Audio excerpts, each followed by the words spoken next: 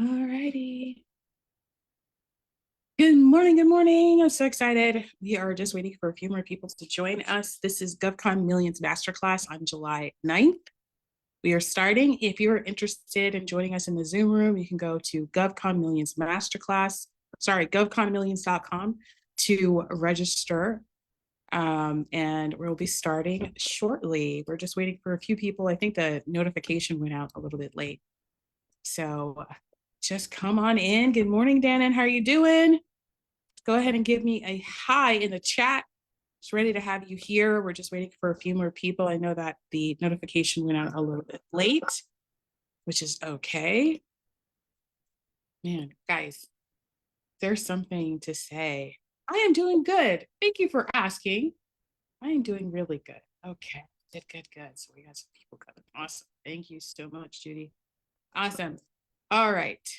Let's see here. I got some secret stuff to show you. And I feel like sometimes when people say that they've done something that they usually don't have the proof to show that they actually done it. So I actually have the proof. Waiting for a few more people so I can show some proof in the pudding.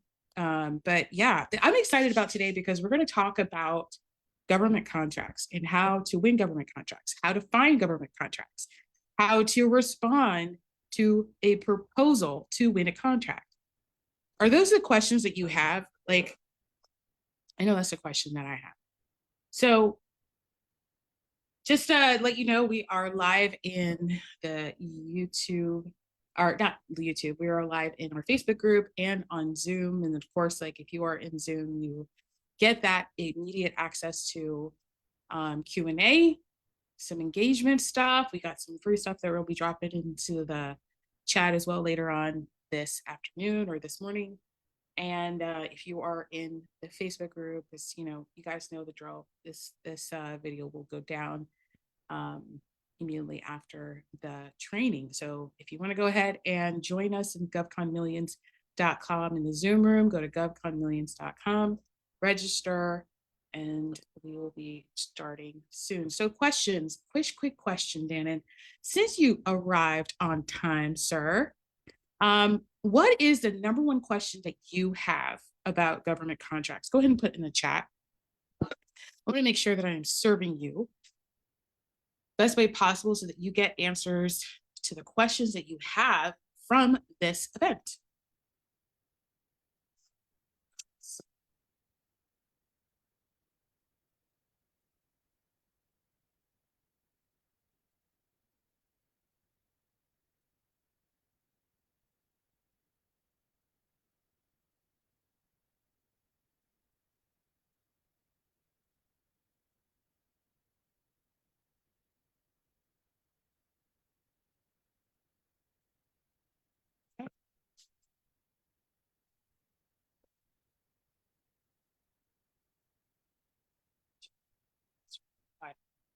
There should be more people here.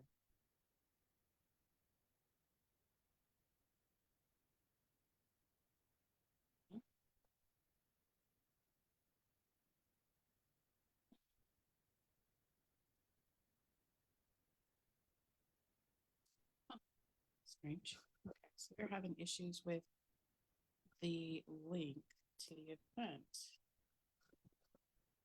Let me see. Bear with me for a moment, guys. Technology.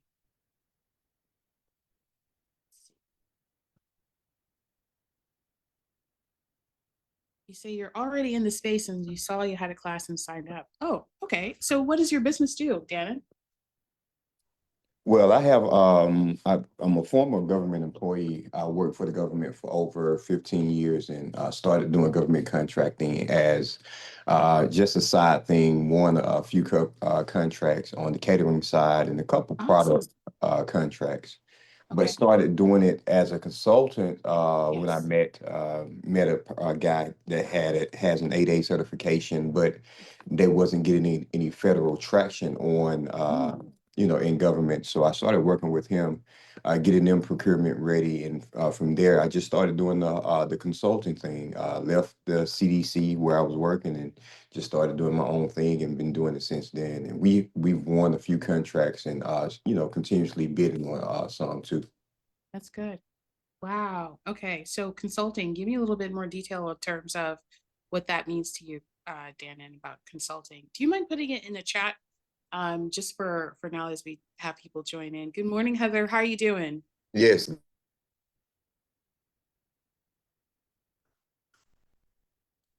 I think I just saw your, Thank you for giving me the link. For whatever reason, yeah.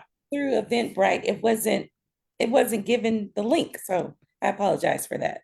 No, I'm glad that you made it here. I know that my team sent it out again, the email out again. So we see that people are clicking on the link. So hopefully they'll be Yeah. joining soon. Glad that you were able to make it. Okay, thank you. You're welcome. You're welcome. Go ahead and put in the chat for me, Heather and Dan. And like, so what is the service that you provide? Because again, this is a webinar for businesses that have a service business. And so the goal of this and what I do, my mission is to help people build valuable asset-driven businesses so that they don't need you when you want to decide to, if you ever decide to sell that business. Like that's the goal for me, is to help people create the legacy in asset development.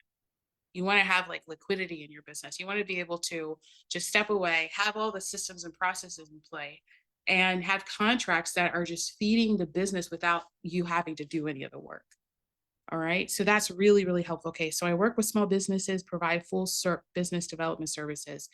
Give me a little bit more detail. Like when you say business development, like BD services, is it agency work? Is it trying to find clients? Are you doing cold calling? Like what specifically are you trying to help with people, or what you do?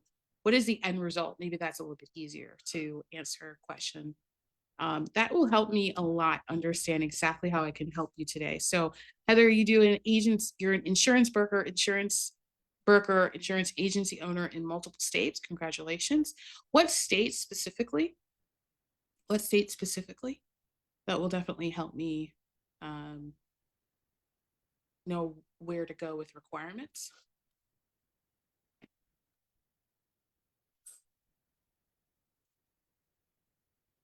Capture management, proposal writing, everything related to getting them procurement ready. Okay.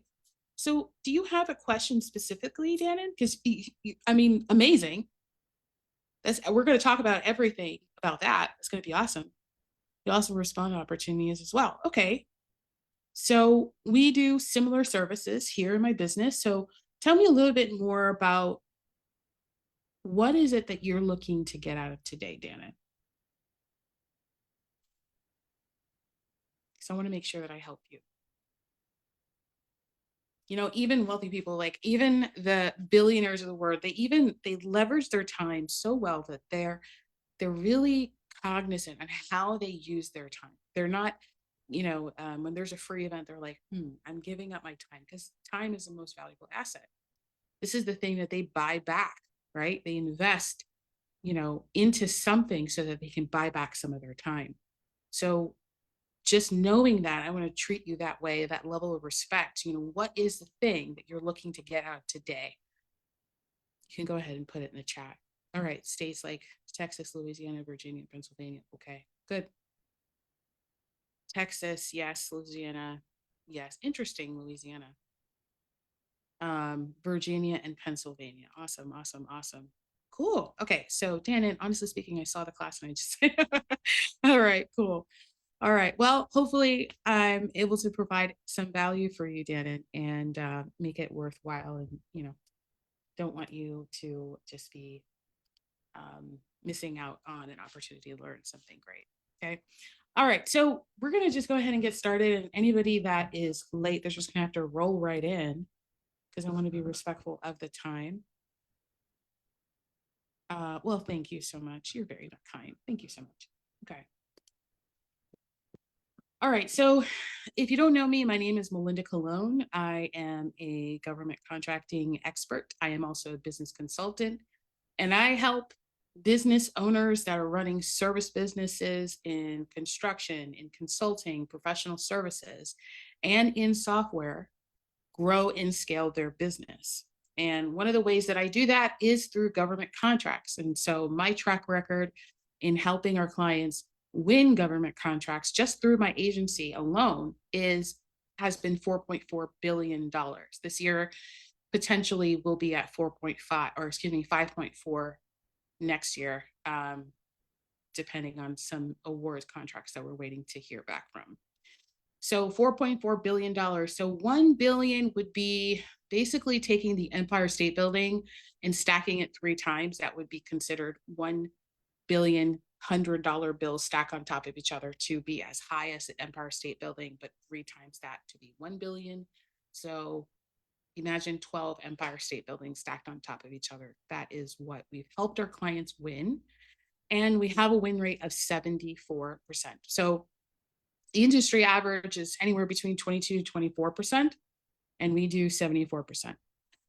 How do you guys do that? Well, I'm going to share with you how we do that a little bit later so that you can leverage the strategy that we've taught and we've guided corporations, even startups and small businesses utilize in their business that has transformed their business. I mean, you're talking like, a 6-figure business to a 7-figure in 30 days, a 7-figure business to an 8-figure business, and a 9-figure business in 18 months. Like, the transformations are in the strategy. It is really the strategy that I lead by. But I want to just share a little bit about me.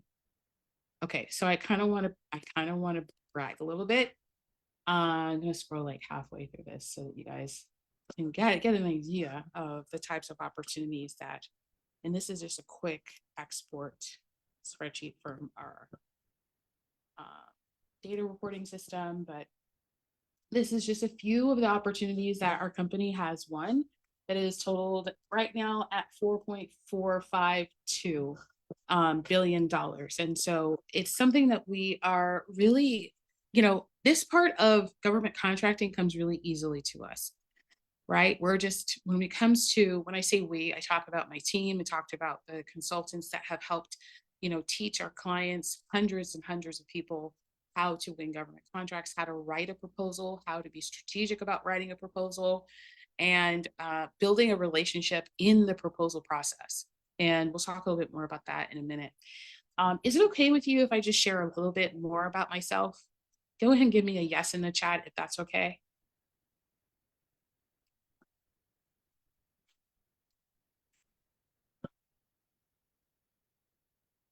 Thank you so much. Okay, so the goal of today is to help you know how to land 5, 6, 7, and even 8-figure contracts at the state, local, and federal.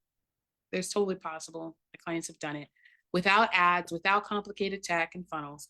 But it really started with me in a corporate 9-to-5 job. And I was helping my employer win contracts, basically to keep employees, an entire technical department employed, like their 401k, their salary, their PTO, their healthcare. All of that came from the winning of government contracts. And my job, even though it's still about, just being really strategic, tailoring things, doing a little bit of research on the client, really didn't take very much, but just unveiling the things that every single one of us has seen out in the world, but we just didn't even know that they were there. I have a podcast, and one of my guests came on and he was telling me a story. And he was telling me a story about some friends of his that him and his wife invited for dinner over to their house. And so there were 10 friends. And so 10 friends came over and they thought it would be really fun to do almost like a scavenger hunt in their fruit and vegetable garden in the backyard. And so they gave each one of them a blank piece of paper and a pencil to write with. And they said, go out into the backyard and identify as many fruits and vegetables as you possibly can. And so Butch and his wife, they opened the door and they just kind of put some music on and enjoyed the time, waiting for them to come back with this list, like elongated lists of all the things that were there. But immediately after they went outside, more than half Actually, 6 people came back out of the 10, came back and said, I can't even identify one. Like there isn't anything. Is this a joke? I like no. And that, like that was really interesting. So a little later on, 2 people came back in. So now we have 8 people back into the house, and the 2 that came in with a piece of paper, they had to write 2 different things. They got 2 items on their list, both of them. And so they were feeling good. They're like, we got them all, excited. Now the last 2 came in, and one had a few more, and then the last one had total 6 things on the list. And she was like, I think I got them all, right? Just so super excited, just honestly like feeling like I did better than everyone else. And Butch and his wife looked at each other and they were like, oh my gosh, should we tell him that there's 23 fruits and vegetables out in the garden? What? You see, the challenge is that we are not even aware of what's available to us, even though it's staring in the face. He said to me on the podcast, he said, you know, if they were left out in the garden, they would die of starvation, right? Because they didn't even know what they didn't know. They didn't even know what was available to them that was literally in arm's reach for them to pick and eat, right? That didn't even consider it fruits and vegetables. And so I feel like this is what happens with government contracts. I feel like happens in business in general, right? You work hard to build the business. You do everything right. You do what the gurus tell you to do. You do what the YouTube videos tell you to do. Maybe you've bought a course here and there, right? Maybe you read a book. You got some advice. You figure some things out on your own, right? And you've done all of that work, and yet there's still more to learn. You see, that's a beautiful thing. See, we don't want to learn everything all at once because that would be overwhelming. Have you ever, like, let me know in the chat, have you ever done this? Have you ever gone on a book binge? Like, last year I read 36 books, and my plan is to read 50 books this year intentionally. But before that, I was just reading books because people told me to read books. And I was just reading them books, but I wasn't applying what I was learning. And so the information, the most valuable information, was staring right in my face, but I couldn't do anything about it because I didn't understand the value of what I was reading, what I was seeing, what I was experiencing. You see, so I know you guys know this, right? Like, government contracts just don't appear. They're there intentionally, legally. They're intentionally there, right? So your business can actually grow sustainably, recession proof, because the goal of the government, when they do these government contracts to small businesses, is to help stimulate the economy. They know that 75% plus in the US is made of small businesses. They already know that. And so in 2008, what did we get? We got a stimulus check. Everybody got it. US American taxpayer got a stimulus check. In 2020, same thing. Why? Because when we had a downside in the market, they worked hard to re-stimulate, reactivate the flow. And so go ahead and put in the chat flow if you understand what I'm saying here, because when we actually win government contracts and we help other people win government contracts, we're actually helping the economy. And when we help the economy, we're helping our neighbors, we're helping our communities, we're transforming things, and we don't even know it. Like, these are things that are right available to us, but we haven't even identified what they are yet. And so my goal today is to help really identify what those things are. So every 12 months, so every fiscal year, we're coming towards the end of the fiscal year for 2025 in September. So it's at the end of September. It's called the September Surge, where I basically, the entire year, they're really cognizant about that cash. And then at the end of the fiscal year, so that they don't lose their budget. These agencies don't lose their budget. They just it's like a free fall, right? But it's a great opportunity to really position to win. It's a really great opportunity. So right now is the time to build relationships with clients, reconnect with them, have a capability statement, go to different events. They're having tons of events right now in the summer and the fall months, right before the holidays, because they know they're going to get reactivated for a new fiscal year. They're looking out for other contractors like you, In fact, your competitors are winning contracts right now. Every day they are. They're winning contracts.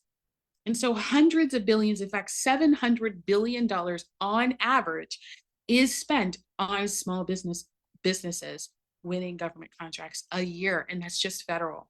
That is just federal, not to mention the state and local work. So what is this? This is saying that there is more than enough opportunity available. And our list is so short compared to what's available. We have an abundance of opportunities if we only knew that they existed. There are more than 99,000. I did a quick search with ChatGPT's hand. I was like, okay, so there are how many counties and how many cities and how many towns, how many states, add them up, and each municipality for local and state government for the sake of that, plus all the federal, there are more than 99,000 agencies, meaning that there's 99,000 buyers potentially when it's like actually raising their hand and saying, I have money to spend. Who wants to do this? See, this is a world where clients they're not waiting for you to tell them what they need. They already know what they need. They already know how much they want to spend on that. And we're just responding to that and saying, yes, we would like to do business with you. We're showing up. A friend of mine says that, like over the years, like just more than nearly 2 decades doing this, is learning that these clients are just people like us. They go to church like us, they go to work like us, they are just dropping their kids off, they're going to the grocery store the same way. And so it was building relationships throughout the years. And I hear the same thing over and over again. I hear the same thing over and over again. There's not enough contractors. Did you know that? Did you know that there's not enough of you winning contracts? That they have to rebid work if no one responds? If they don't hit the minimum of responses, they have to rebid it. Isn't it crazy? Like money is just sitting on the shelf, already itemized, set aside for someone to do the work. And I'm not talking like, just a pennies. I'm talking hundreds of thousands, if not millions of dollars set aside for these projects, already budgeted, already planned for. And they're just looking for people to respond to them. I mean, that's just, it's like, why would you not? Why would you not? Why would you not want to do the government? Oh, well, it's a lot of red tape. There's a lot of paperwork. Well, take it from me, who has helped hundreds of clients, and we've submitted thousands of proposals. That yes, there is paperwork, but it's a lot easier to submit a proposal for a government contract than it is to sit down for an entire day and close on a house or even buy a car. And in those two instances, you're giving money. The government wants to give you money so that you can circulate it into the economy. They want you to spend money. Exactly, right? So there are a lot of rebids, and it's something that there's why they have these vendor days, these supplier days. They're looking for more people. Now, I want to add some more value here because I want to expand your mind a little bit wider beyond the contract. You guys know about. Do you guys know about the silver tsunami? You guys know what that is? Give me a yes in the chat if you know what it is. Yeah. No, okay, Heather. So the silver tsunami is that these 65, 75 and up year-old men and women that own businesses are retiring, and they're the baby boomers. This the largest generation that has ever existed in history of the world is the baby boomers. And so they're in the process of retiring. And so part of that retirement plan is exiting their business or selling their business, like closing it down or selling it to someone else. because of two reasons. One, their kids don't want it. Two, they didn't create a succession plan. They didn't figure out while they were working so hard building this business, how to actually properly give it to someone else or pass it on to someone else within their business. And so now they have their challenge. This is the challenge that they have. They have to figure out how to sell it. Now, one out of 10 small businesses that are owned by a baby boomer right now, this is the stats, are being bought. The other 9 are not prepared to sell. Okay. But that doesn't stop the fact that they don't want to run their business anymore. Now, the other part of this is, and where my mind has gone, it's like, wait a minute. If the majority of small businesses that exist today are owned by baby boomers and they're about to retire, they're in the process of retiring, the next 10 years is going to be the largest wealth transfer in the world, okay? Then what happens to all those government contracts that they own? So this was my hypothesis, and I went to mergers and acquisition experts, brokers, business brokers who help people buy businesses and sell businesses. And they're telling me, they're like, well, it's either a part of the deal or it's not a part of the deal. We try to keep the contracts, but sometimes it can't be a part of the deal. And so they have to let it go. Are you kidding me? Like, this is an asset value and a significant asset value, because it's usually recurring revenue that's coming into their business.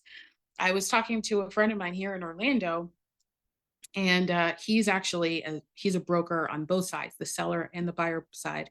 And he's got a seller right now, a baby boomer right now, ready to sell. He's like, I want to sell my business. And his entire business for the last 20 years is only government contracts. All they do is build schools. That's it. That's all they just build schools. And I was like, oh my gosh, that is a cash cow. Now, if the new owner decides to retain those contracts, they're good. But if they decide not to, or if they mess up the relationship in any way, those contracts go back into the market, go back into our hands for us to pick them up. So while everybody's paying attention to the private side of businesses being bought and sold and all that stuff, I'm thinking about all the government contracts that are going to be right back into our pile, because you see, the demand is not changing. Like, it's not that we're cutting them out of, like, the demand has not changed. It's not going to change anytime soon.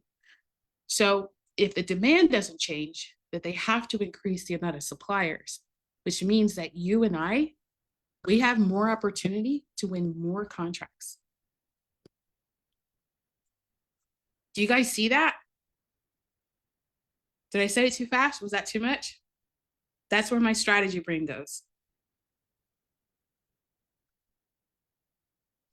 Right? You're like, wait a minute. Maybe you want to grow your business. You're like, I want to grow my business and I want to double. How do I do that? Go buy one. Go buy one. Right? Now, I want to circle back to government contracting. How does this work? This isn't, I mean, it's practically untapped. It's not enough contractors, not enough suppliers, not enough vendors in the market that are serving government agencies. There's not enough. There's not enough. There's not enough strategic ones, because if there were, there would be more people being able to pass compliance. There's what, 43%? 43% don't even get their proposal past compliance. What? 43, nearly half. So if you're working on a proposal, you work it out and you get it submitted, boom, you're done. It's like, and you wait, you're like, what? They haven't notified me. I'm not even on the short list. Like, they're not even, like, what's going on? And you find out you didn't even get past compliance.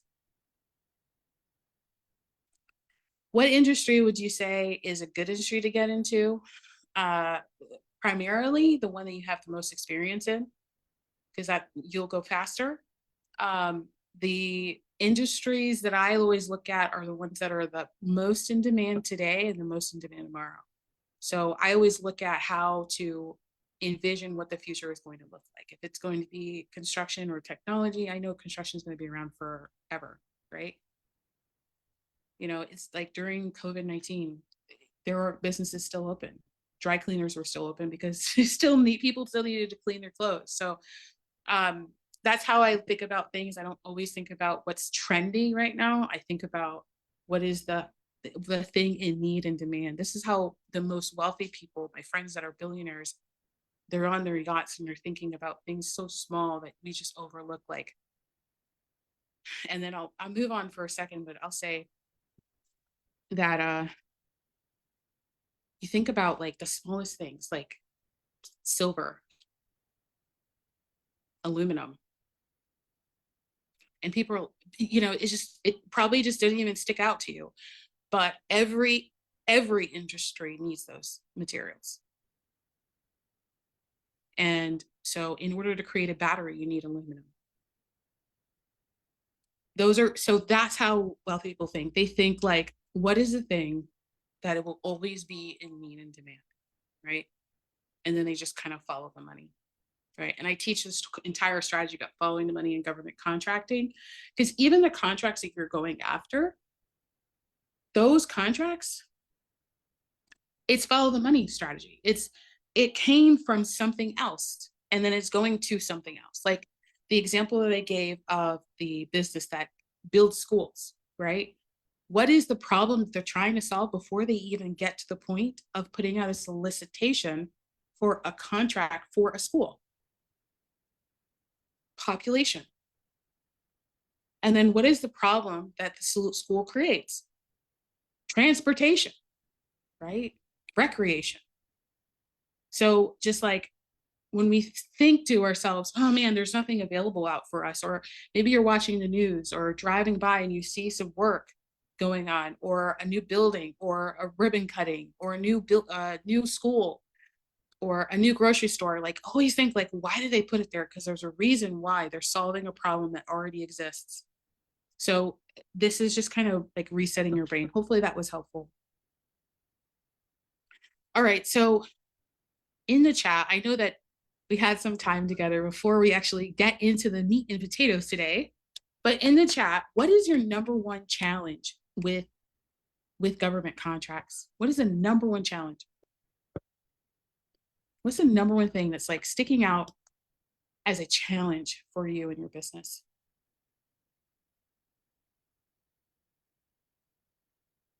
The uncertainties of the government.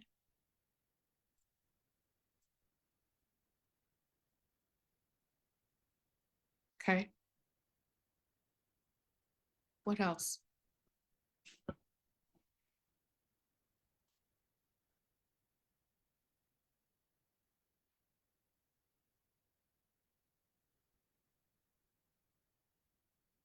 And don't be shy.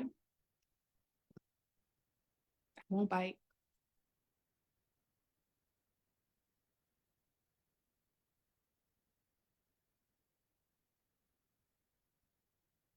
I have two, finding an agency that needs insurance and writing winning proposal. Okay. Good. What else?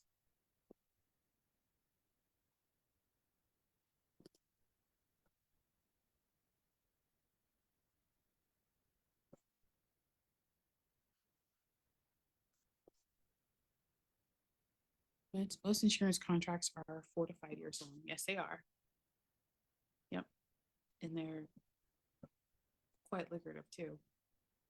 So it's finding the time of those contracts.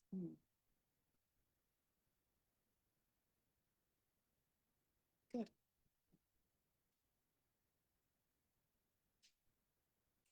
Jeff, I know you joined late. If you have any challenges, if you want to name the number one challenge that you have with government contracts, go ahead and put that in the chat. And welcome in. These are great answers. Great answers. You guys are awesome.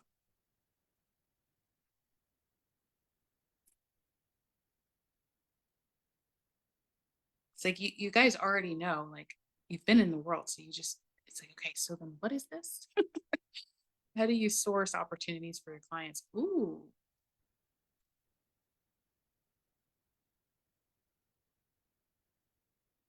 You got it. All right, great question.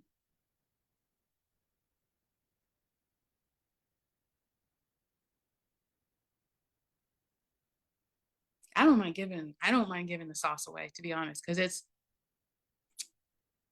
there's not enough people out in the world that know that poverty is an option. People just don't know. Right? People just don't know. Poverty is not an option. Is an option. It's not, it's like we get to decide. Like it's a decision. You know, okay, so what's really interesting, and I didn't always know that. I didn't always know that. I thought it was something that happened to me. And then when I started making decisions on the future that I wanted versus the information that I had in the present, my life changed. Everything changed. My relationships changed, my confidence changed, my resilience changed because I wasn't using current information, today information, to make future decisions. That's silly. I mean, really think about it. If you're in a situation where you're like, I want to or I need to, I want to get to a point, I want to create that vision in my mind of what my life looks like. I want to have more time to travel, more money, right? You want to have those freedoms, more better relationships. Then we can't use current information or past information to get there. We need something to interrupt what our standard practice is in order to get to where we want to go. And that's the name of the game. It's decision. Like it's making a decision to not do something that just never worked. And we no, it doesn't work because it keeps giving us the same result. But it's hard to break that habit unless you have a guide. All right, so let's go through the questions here. All right, so so the uncertainties of the government.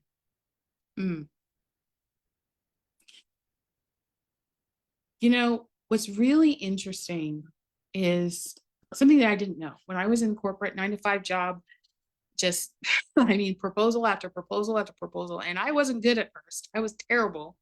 And then I got better and I figure out my own formula because there is no formula. Like there is no formula. I have a formula. And when I figured out the formula and I started teaching other people the formula and they started getting results, I thought to myself, how come this is something that I didn't learn in school? I mean, the school system is ran by the government. Why are they not teaching this? And you know what I realized? I realized that they were. It was just masked into something else. You know, the government has been doing government contracting. The first government contract was 270 years ago. What year are we in? We're in 2025. So in the late 1700s. What? Like, so the uncertainty of the changes in government contracts is no different than the certainty of running a business. We have to use the information that we have and leverage it to grow. And it's not on our time. It's not like when the stars align and everything is perfect. It is taking action right now to get the results. I mean, we no longer live in the industrial age.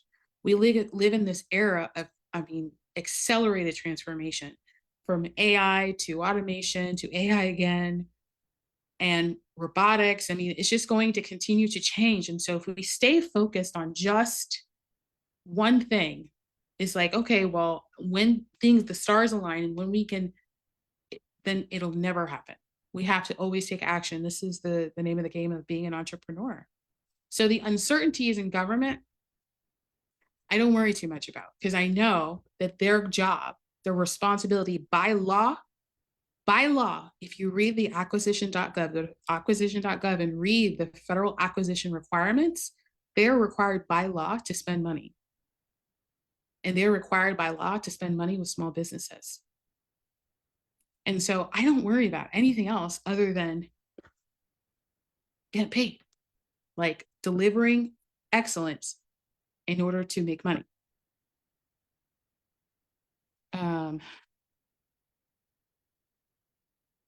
Okay. So I actually want to share with you a story about one of my clients. And her name is Aparna. Now, Aparna came to me, and Aparna, she was running a 6-figure business. And I said, and she came to me and she's like, Melinda, I really want to win a government contract. I said, okay, great. So she went by my system. She found an opportunity. She brought it to me. She was like, what do you think about this one? I said, I think that's a good idea. Like, that seems like a right fit. There were services that she could deliver on. She could provide everything in there, and she wanted to do it. She was just afraid of submitting the proposal. And I was like, oh, no worries. I got you. She's like, how much should I price it? How much should it be? So don't worry about it. We're going to walk through it step by step.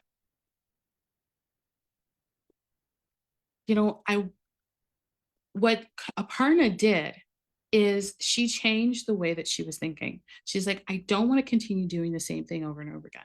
She was running a 6-figure consulting business. She didn't have any team. Revenue fluctuated every single month, up and down, up and down, up and down. She had to go find her clients. And then she had to serve her clients, not giving her any time to go be consistent with finding clients. And so she came to me and she wanted to land a government contract, and I was like, let's go. So she submitted the first proposal. Her and we worked through it together. Pause for a second. How much do you think that first proposal was worth? That first contract, excuse me, was worth? So go ahead and put in the chat. How much do you think Aparna's first contract that we were submitting a proposal for was worth? Okay, $250K, okay.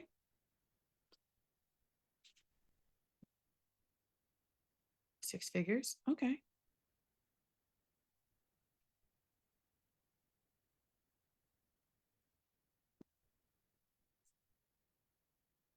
This is good. It was worth $1.4 million. Her first proposal, no prior government experience, less than 30 days from decision to deal. And so before she won, while we were putting together the proposal, she said to me, I hope I'm lucky enough to be a part of your 74% win. And I was like, don't worry about it. After a while, you get used to seeing the signs, right? When you have a lot of experience, you just know, right? It's like, just checks all the boxes, just becomes second nature.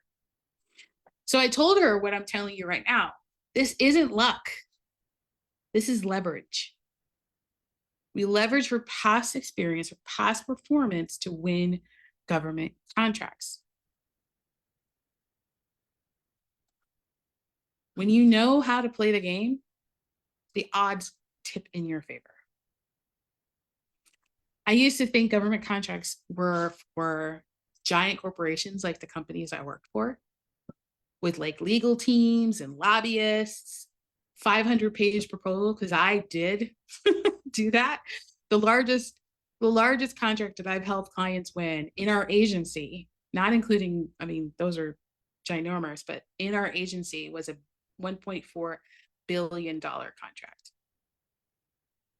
And I thought you had to be big to win those things. And all of our agency clients, well, no, the majority of our agency clients are 6 and 7 and 8-figure businesses. Like they are not giants. And the language was intimidating. You know, I remember the first RFP I had to read. And my boss was like, okay, answer all the questions. And I was tearing up because I was like, where are the questions? It's like, I see statements, like there are statements. Like, where are the questions? How do you read this thing? It's like all of these acronyms. You guys know what I'm talking about? Like, there's just like all these words. Oh my gosh, it was overwhelming. RFP and RFQ and LOI and sources sought and like IDB and all of these acronyms. And I'm just like, stop. Like, is there a dictionary? Like, does anybody have a dictionary for this stuff? Oh my goodness. So much. I mean, like every time I opened an RFP, it was like reading like somebody was daring me to read it. I was sweating. I'm like, oh my gosh. And back then I'd print everything out. I still do sometimes, depending on how strategic it is. But back then I'd print it out. And I'd like had my highlighter and my pencil and my pen and my red marker. And like, like I needed silence to read that sucker from cover to cover. I mean, sometimes, yeah, it was intense. And then I realized something. This is when it clicked. When I started winning government contracts, this is what clicked. Oh, these agencies, they're just looking for people to deliver a service. Like they have a problem and we provide a solution. It's not about how many awards we won. It's not about how cool we are or how cool we think we are. It's about how we can deliver the service and how they just want to feel like at ease. Like, I don't want to worry about this person messing up. I want to make sure that they can deliver because they've delivered before. It was really interesting is like when I entered into my agency, everything got easier because when I started explaining that to business owners who were in their first or their second business, and they're thinking, oh, okay, lay it on me. What do I got to do? Just already stressed out. We hadn't even had a conversation yet. They're already stressed out. It's just the idea of government contracting was so overwhelming. And I just said, do you know how you deliver now? They're like, yeah. So the services that you deliver right now. Like, yeah. And I said, I remember exactly. Don't change that. They're like, what? And I said, all you're doing is responding and saying that you already do the thing they're looking for. That's it. You're not telling them anything else. See, if you have ever heard of the hero's journey, like there's this thing called the hero's journey by Joseph Campbell. And it's about the hero. It's kind of like Luke Skywalker in Star Wars. But then he's got Yoda, or Lord of the Rings. But he's got Gandalf the Grey, right? There's these heroes and then there's these guides. And in every story, a good story, there's a guide. See, you and I, as vendors, suppliers, we are the guides. We're not the heroes. They're the heroes. They're transforming our community. They're building the next hospital, the next school, the roads, the bridges, the airport, the extending the airport. They're doing all of those things. And we're just there to help them with a piece of solving the problem. That's it. And so like when we can just see that, it's like, oh, I can do that. Because I mean, you guys are all experts. You guys do, I mean, you have clients. So you just deliver the exact same thing that you're doing right now to an agency that's like, we're just looking for people that are qualified to do this. And you're like, yeah, I'm qualified. I've done it before. I have clients. I know how to price this because you've priced it before. That's all you're doing. It just started to get easier. It was like, oh man, you see everything outside of the world, people, and I can usually tell when people haven't done government contracts is when they complain about it. Cause I'm like, you're not winning. You're either not winning or you haven't tried hard enough. Because once you're in, you just see everything. It's, the forms are really straightforward. You read it once, you know exactly what it is. It's not like, you know, it's the same thing. You just sign, get it notarized, you're done. Sometimes they don't even have forms. Same information. You're delivering the same services. So it's not like you're having to recreate anything. You're just tailoring your proposal to respond to that opportunity. Is this starting to get clear? Like so simple. It starts to get simpler. It might feel complicated because we're not there yet, but what hasn't felt complicated before you started doing it? What hadn't felt complicated? It felt complicated to drive a car on the highway at one point. It felt complicated to fly across country. It felt complicated to drop your kids off at school. It felt complicated to get married. It felt complicated to have a kid, but you've done it already. So it's no longer complicated. You know how it works, right? So it's just that one step. So it's like one step. Go ahead and put in the chat one step. Once you've made that one step into the world of government contracting, things get easier. It becomes predictable, profitable, and peaceful.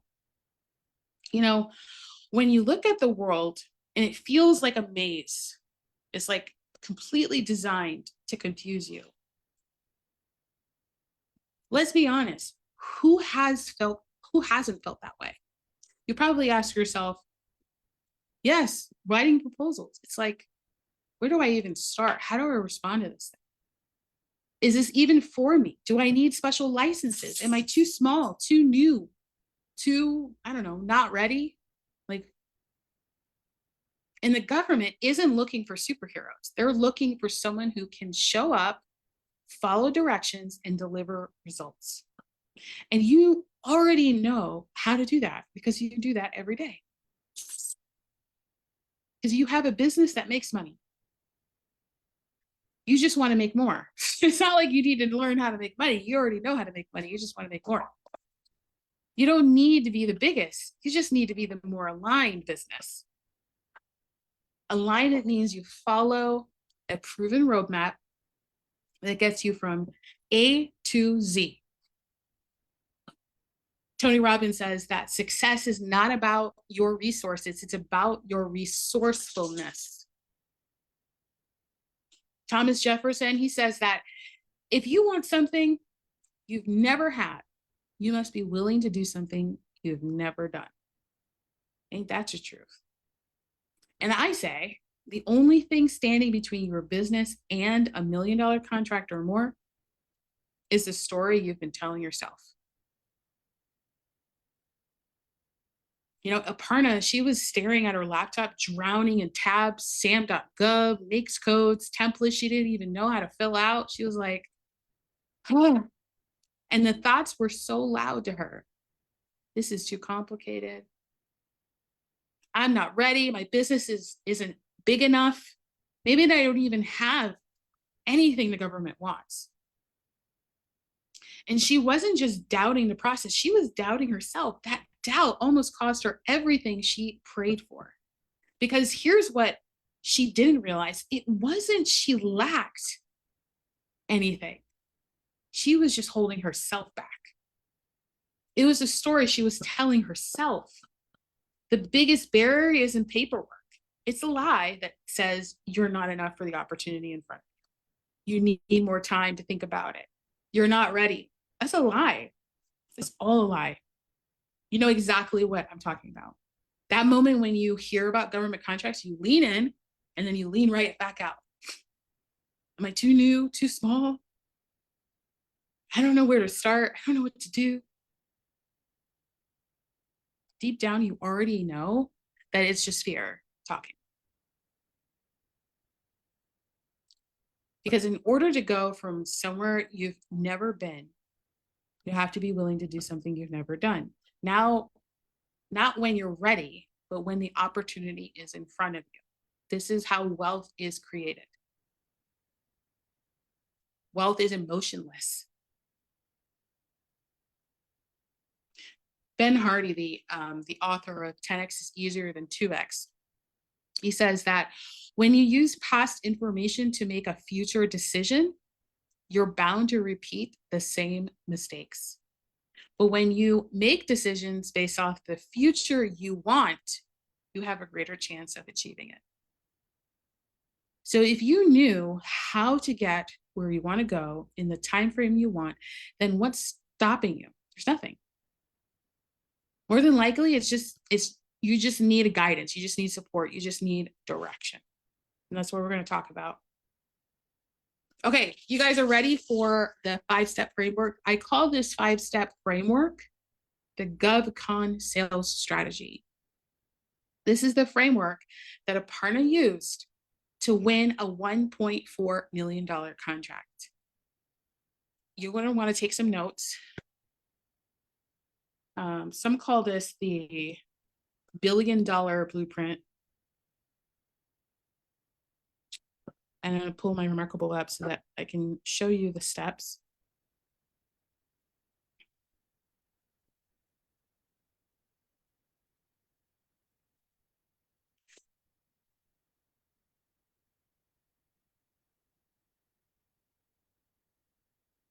And we'll answer the questions in the chat a little later after we talk through this.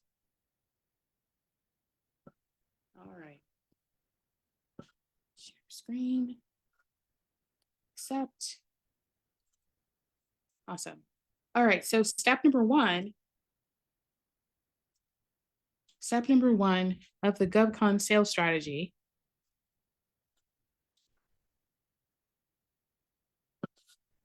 is prepare. Prepare with the end in mind.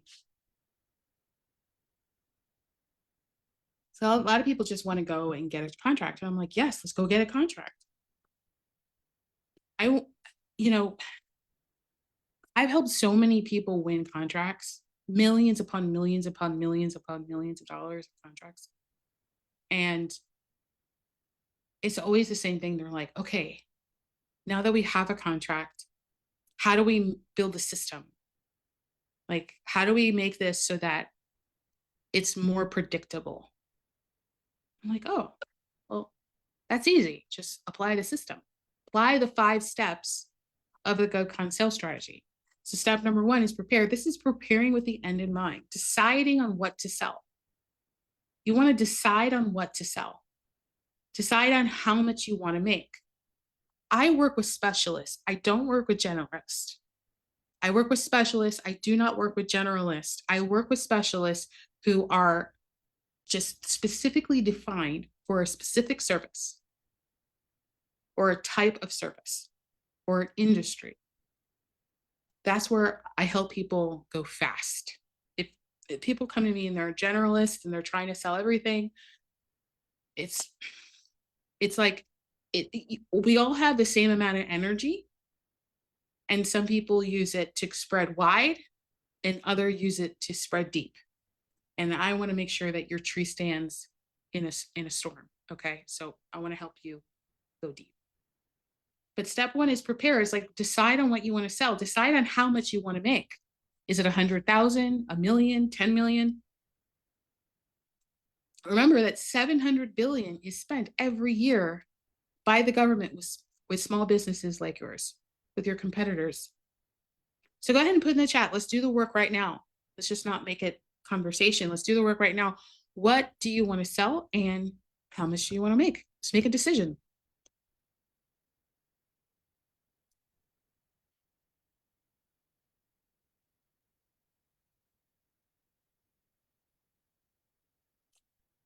Go ahead and put in the chat. How much is it that you want to make and what do you want to sell?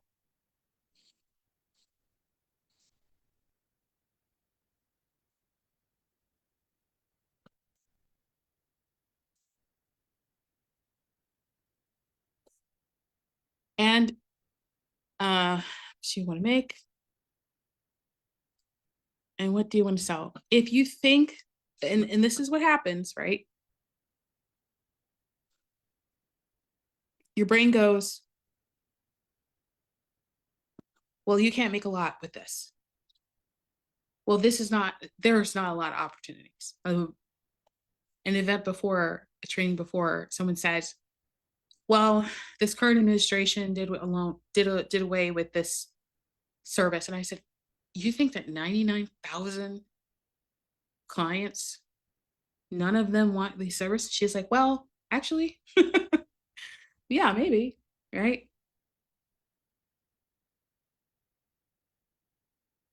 Good. Awesome, Heather. Awesome work. 2 to 5 million insurance bonds. Awesome. Total. What is that total? Is that total month, total per contract, total per year? What's the total? I like specifics.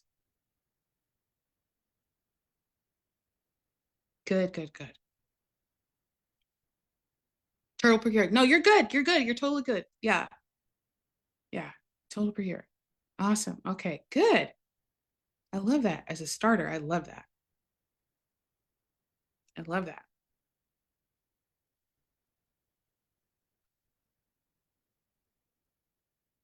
See, like GovCon winners, they're focused. See, you have a focus. It's so good. Oh my gosh. Awesome. The GovCon leaders, they're scattered. GovCon losers are like, I can do this and this and this and this and this and this. And you can totally do that, but it's going to slow you down. You're going to use your energy, your time that's never replaceable on something that's not going to get you to where you want to go. 2 to 5 million total per year, done. So now you're just going to do things to get that outcome. Anything that comes your way is a distraction.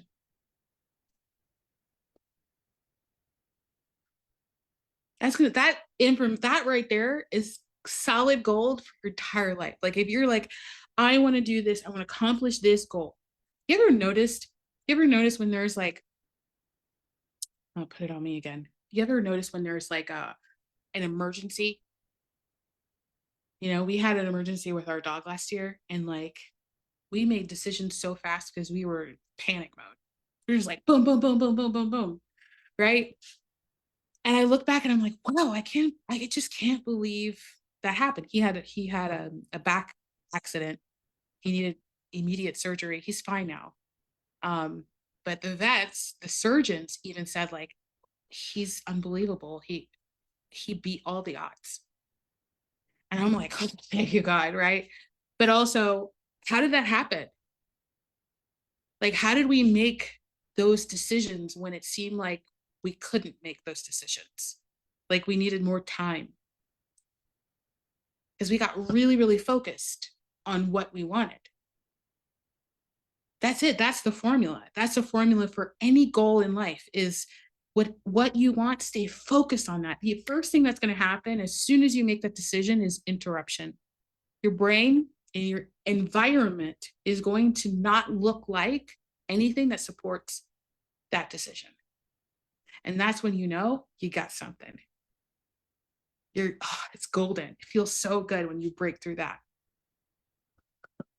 All right, so step number two. Step number two is target. We're talking about like, how do you find these opportunities?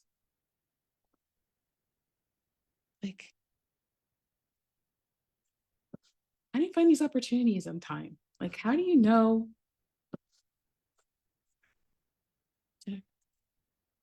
How do you know you have the right opportunities, right? These are all questions that people have. These are like we go from prepare to target, like targeting the right buyers. Again, there's 99,000 plus buyers that you could be selling to right now. That makes it easier because you don't have to just stick to federal opportunities. You could look at state and local opportunities. I would do both, all three. I mean, there's nothing stopping your business from winning as many contracts as you decide to win and to get to your goal. So we're just going to identify who is buying what you sell.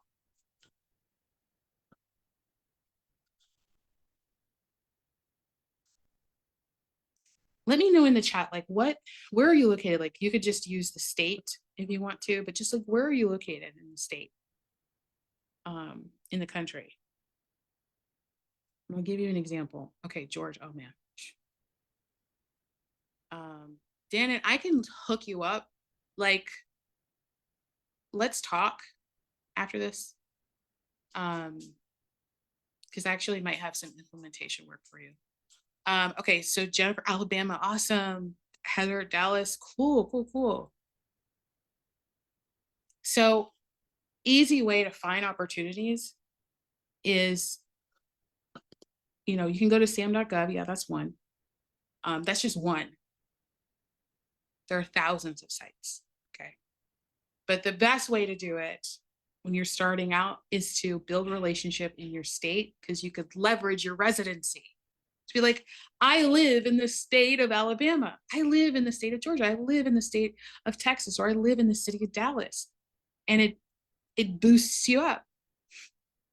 Isn't that silly? It's like, what? Even like where I live? Yes, because there are vendors that are bidding work from outside of the country, or outside of this, well, both country and the state that you live in, to win contracts that are local to you.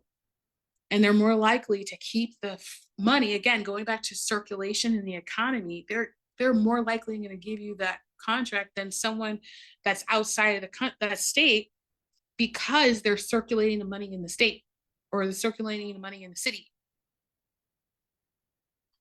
The opportunities are endless. Like, it's just, they're everywhere. They're everywhere. Okay. But that's where I would start. So easy thing, you could write this down, is you could just do a quick, don't do it now, but just do a quick Google search for the word procurement, P-R-O, so you just, it's a long one. P-R-O-C-U-R-M-E-N-T,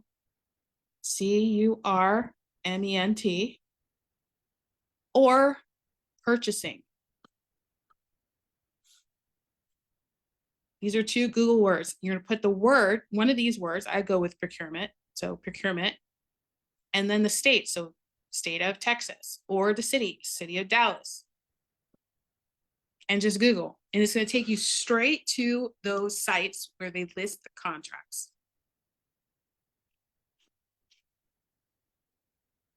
And if they don't have anything for you at that moment, immediately then, still reach out. Like, I 100% would reach out to the purchasing office and say, hi, my name is Melinda Colon. This is what I provide.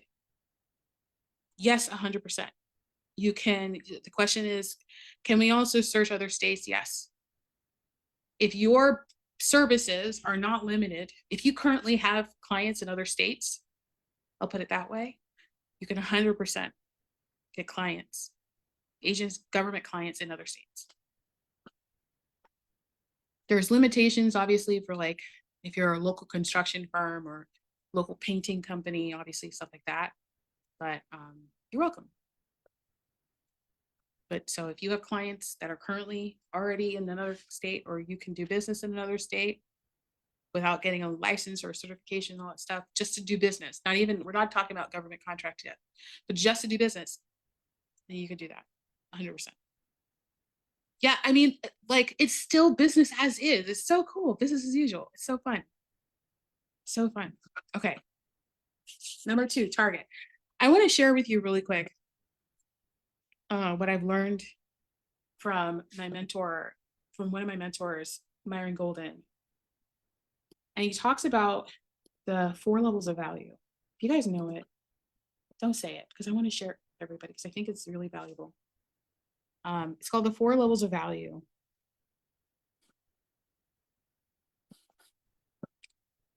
And that, so the first level is implementation.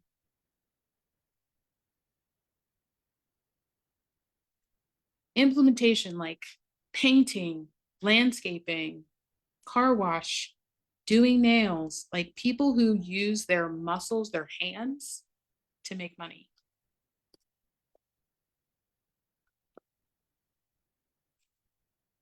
Right?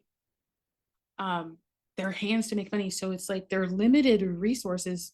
They're limited resources because they're limited in ability. Like, we have one body. This is the fastest way to burn out, right?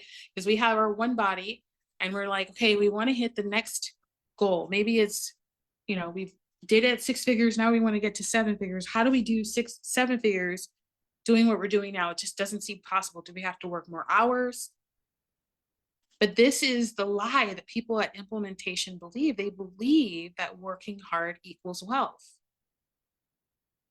The research says that there is a cap at what they can make. It's usually anywhere between $60,000 and $80,000 a year. And one step up from that is unification. So these are managers. If you've ever been a manager, like, I'll pray for you. It's a lot. Being a manager is a lot. But managing people, you're responsible for not only your work, but you're also responsible for your team's work. It's like what we call in corporate America, or what they call it. I'm no longer in corporate America. So what they call it in corporate America is golden handcuffs. And yeah, I mean, research says it's anywhere between $40,000 and $500,000, and that's not bad, $500,000 a year. But the lie that people believe at this level is that more education equals success. I need more certifications. I need more degrees. I need to go back to school.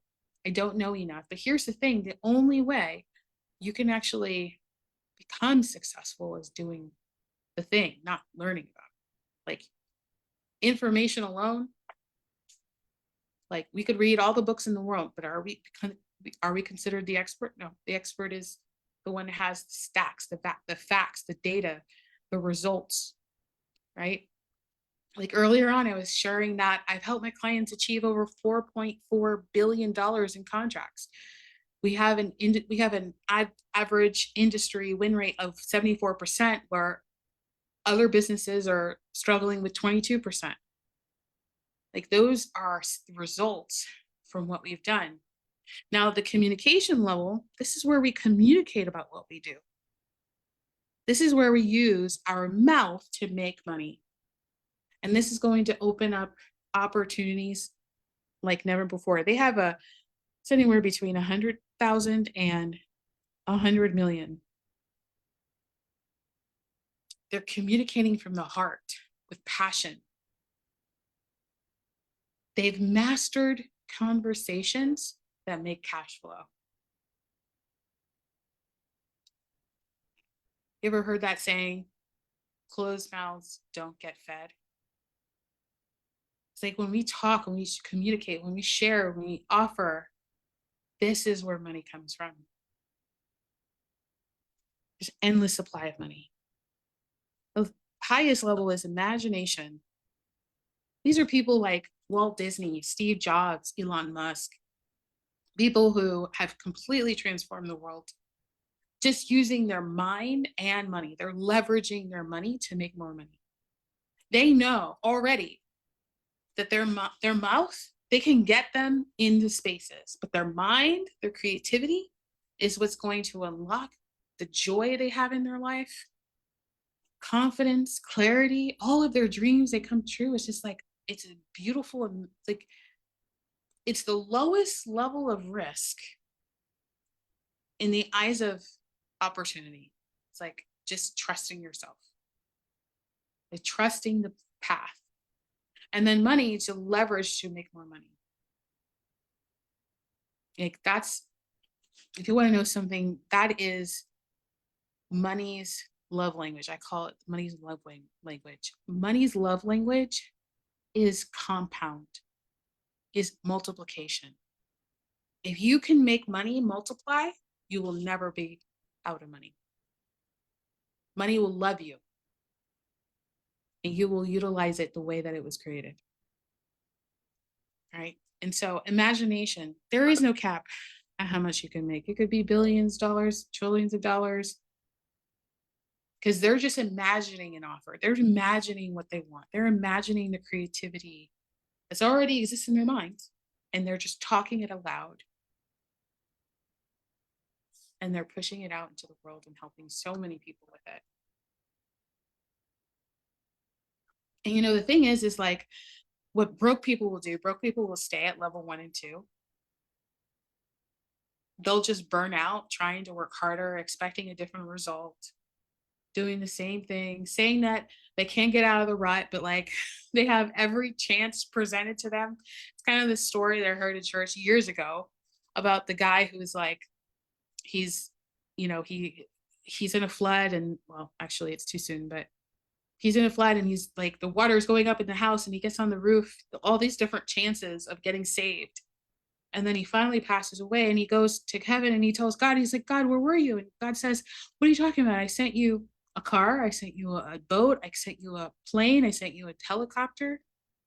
What are you talking about?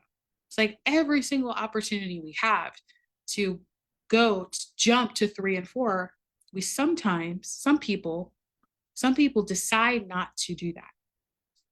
Because wealthy people already know, they jump to 3 and 4. They see the car, the boat, the plane, the helicopter, they jump for it. And that's the risk that they take, is to live another day. Because here's the takeaway. The takeaway is, it's not about working harder. It's about working higher. Because wealth isn't attracted to hard work. Wealth is not attracted to effort or long hours or stress. Wealth isn't attracted to your overwhelm. Wealth is attracted to higher activities, not harder activities. So we're just gonna go ahead and put LEAP in the chat. If you just want to quantum leap to 3 and 4, we're just gonna start making money, making more money. We're just gonna leap.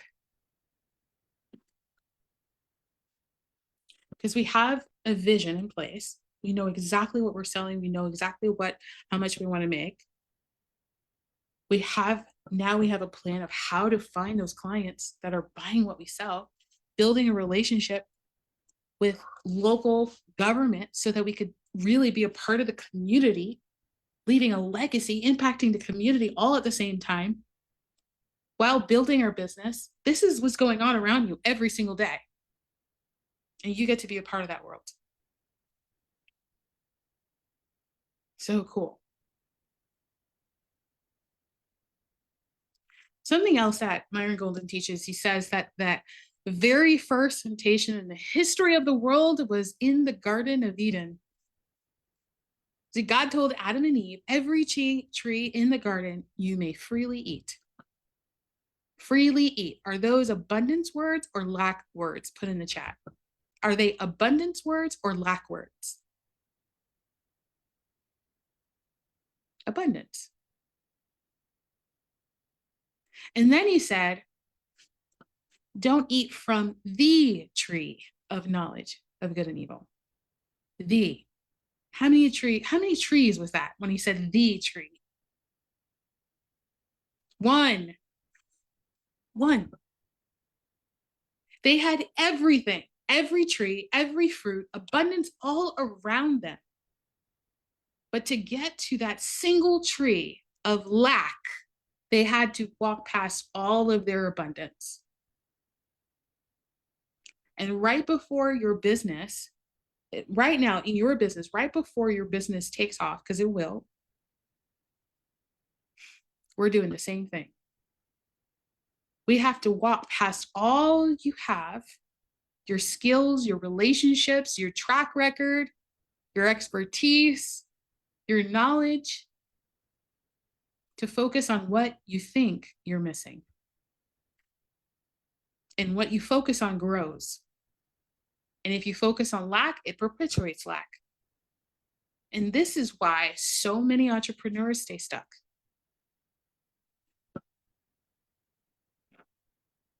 And there's something like, when we think about how does the world work?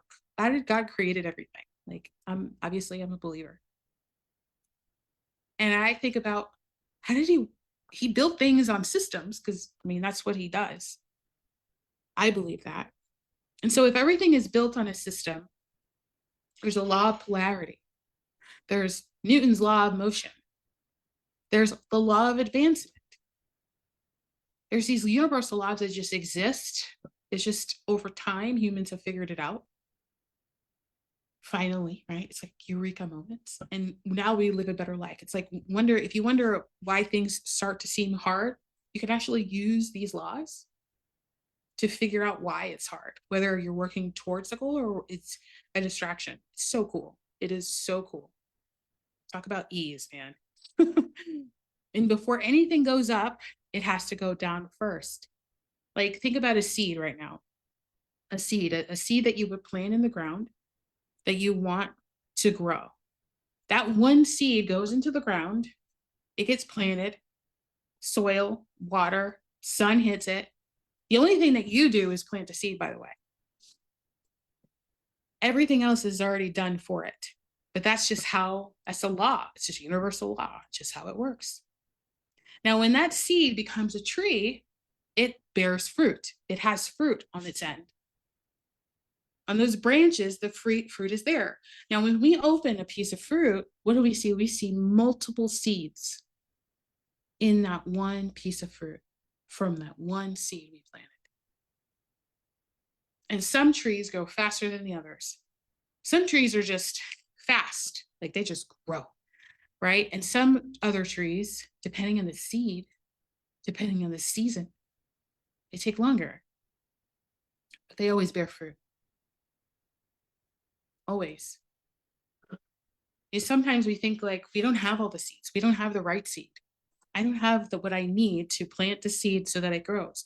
Well, what if we just show up with one seed and just grow what we got? Wouldn't it lend us an opportunity to have something we didn't have before? And we could share it with other people? And that one fruit that we pull off the tree and we open it up, we have multiple seeds. Now we can plant an entire field of trees. Just by abundance, just by opportunity awareness.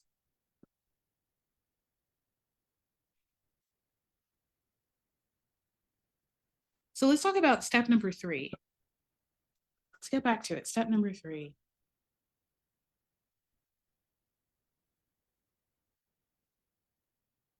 Strategize.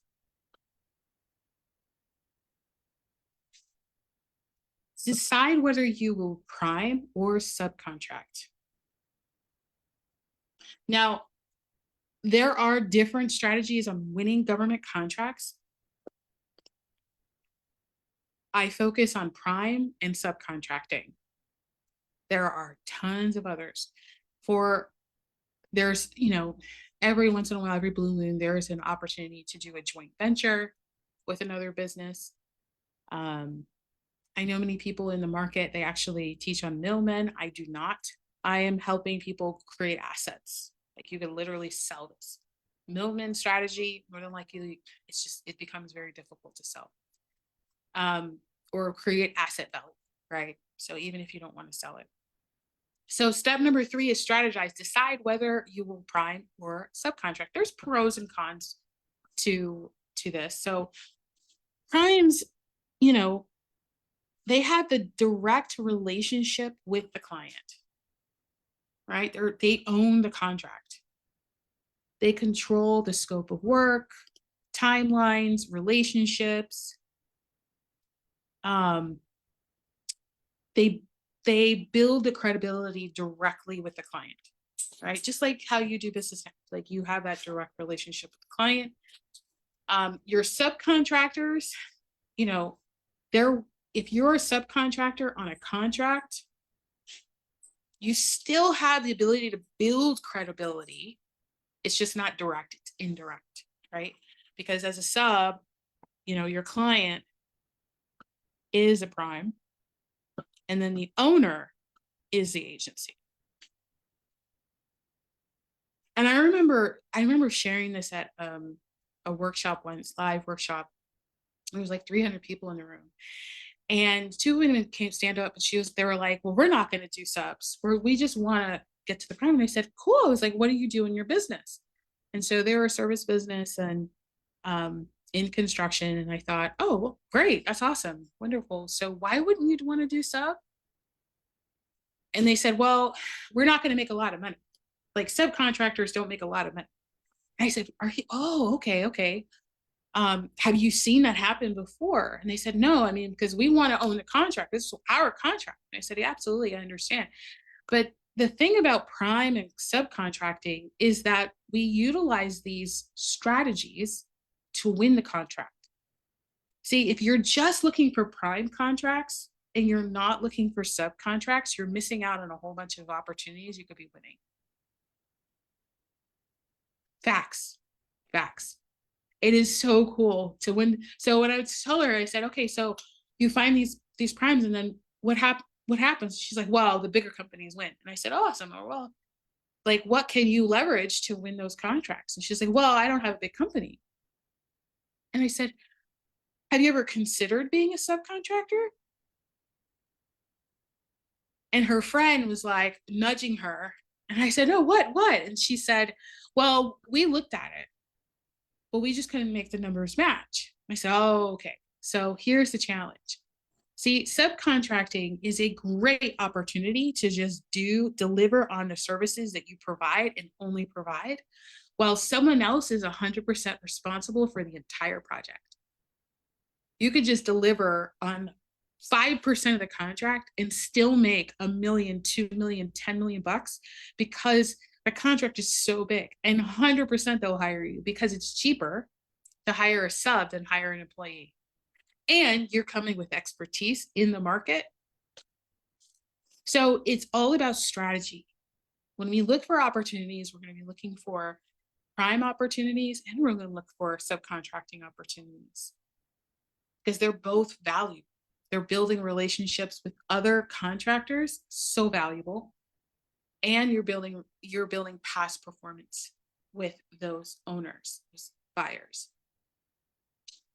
That's so cool, because government contracting isn't about competition. It's a competition when you submit a bid or submit a proposal, but outside of that, everybody is doing the same thing. It's like we're all partners. Like, you're just partnerships. You're just building partner to win a bid. There was one it was a huge JV deal, huge JV deal. It was like back in my corporate days, and our competitor in engineering, we partnered with them to win a $3 billion contract. $3 billion, just partnered. Our company logos right side by side.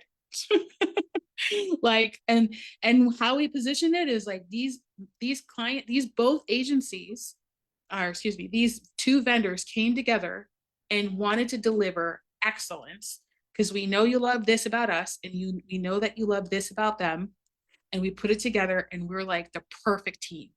100% we won that sucker, right? So subbing, priming, joint ventures, they're fire opportunities. We just have to be a little strategic of how we look at things. Is this helping? I'm going to circle back on questions, but I want to just kind of get a pulse check. Give me a yes in the chat if this is like, this is right up your alley. You're like, this is valuable. Sweet. I'm doing my job. Awesome. Woo. Okay. Step number 4 is submit. Now we're going to be cooking, what do they say? Cooking with grease. Submit. All right, so let's talk about what we just covered, okay? Because we covered a lot. So the first thing that we talked about is prepare. Prepare with the end in mind. What are we selling? How much are we selling, right? How much are we selling? And the step number 2 is target. Okay, we went to Target and we said, well, who do we sell it to? We sell it to our state, local, federal. We sell it to people that are already raising their hand and saying, we buy what you sell. So far, we haven't changed any part of our business yet. We're just expanding your clientele, your prospects, your ability to sell to people. And we get to strategize. Strategize is so powerful, because regardless if you decide to be a prime or sub, there's opportunities. Prime, sure, go straight after it, submit a proposal, done. Sub, build a relationship with other contractors to win contracts. You bring something to the table they don't have, and you make them look better, boom. You get a contract, you can look pretty, and you know that you're delivering on services. Now you don't have to, you could build systems that outlast you. You're not have to sell other things. You're not, you don't have to sell other things. You can just sell one thing, build it big, and now you have a really valuable asset people will pay tons of money for. And then step number 4 is submit. So we're talking about the proposal. Now we have all those pieces. And now when we get to the proposal, now it's going to make sense, because it's like, when we know what we're selling, how much we're wanting to make, now we get focused on what we're selling, where we're going with our business. Now we know who we're selling to. So now we're building relationship with them. We know exactly when they're going to drop those contracts. So our solicitations. So we're not blindsided. We don't find out the day before it's due. We know ahead of time before it even gets advertised. It's a very sexy relationship. Let me tell you, my clients are like, thank you, Melinda, so much. We created this tool. It's called the Opportunity Matrix tool. Let me show you really quick what it looks like. This is going to change things, because we're not like, sure, you can submit on a solicitation that's just got advertised and it's due in a month, or you just saw one that popped up and it's due next week or tomorrow. That's fine. But like, okay, let's just be real. The more time that we have understanding the needs of the client, the better we'll do, right? It's just, that makes sense, right? So when we have that clarity, we want to ask the questions. We want to do our due diligence and find out how often do they even advertise this contract? Is this repeatable? Because 85% of contracts are repeatable. You guys know that 85% of contracts. So 8 out of 10 contracts that your business submits on can potentially be a repeat contract that you'll see year after year, month after month, 5 years after 5 years after 5 years. I mean, talk about consistency. These are how these businesses have grown so quickly, right? So quickly. All right, so let me show you the tool. We call it the Opportunity Matrix. We built it here because we realized that people kept asking the question, like, when we find out that these contracts come out, how do we even put it into something, right? You can take a screenshot if you want. And it says, like, it lists new client name, client opportunity. So this is the opportunity ID or the number.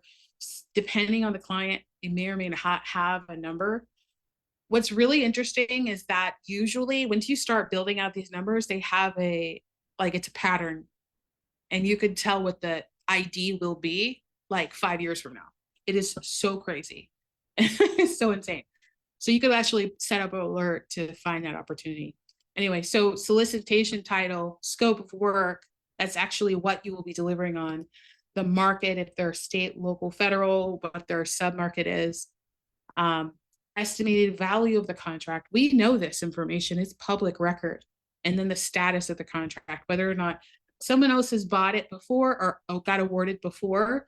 And an incumbent is the person who has been awarded that contract before. This is like, when you have these pieces, you're not like, this is an Opportunity Matrix can be built out to serve you for years. For years. And yes, you're going to have those one-off opportunities that just like, they're just in demand need and, one-off, but like the majority of contracts, 85% of this will be just plug and play. You already know what those contracts will be. You know when they will be advertised. You know how much they're valued at. You know your scoring. If you bid on it before, you know what your scoring is.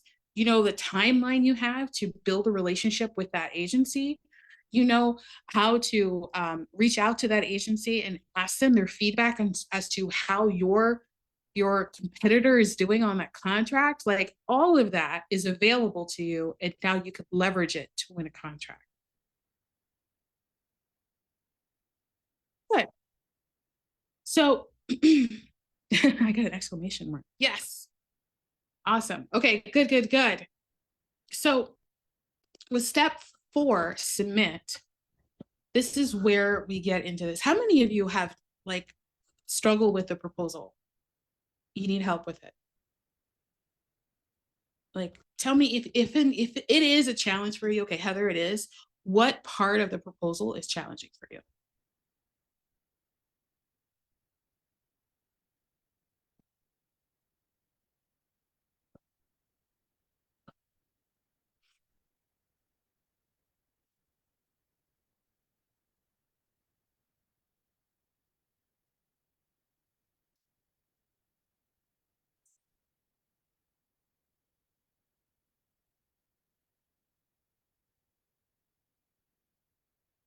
Past experience, government contracts, leveraging consulting services for government entities, leveraging consulting services. Okay, so just using your past experience to win contracts.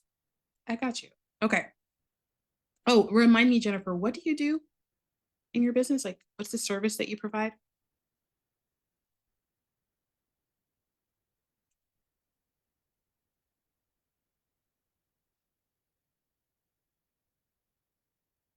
Operational effect.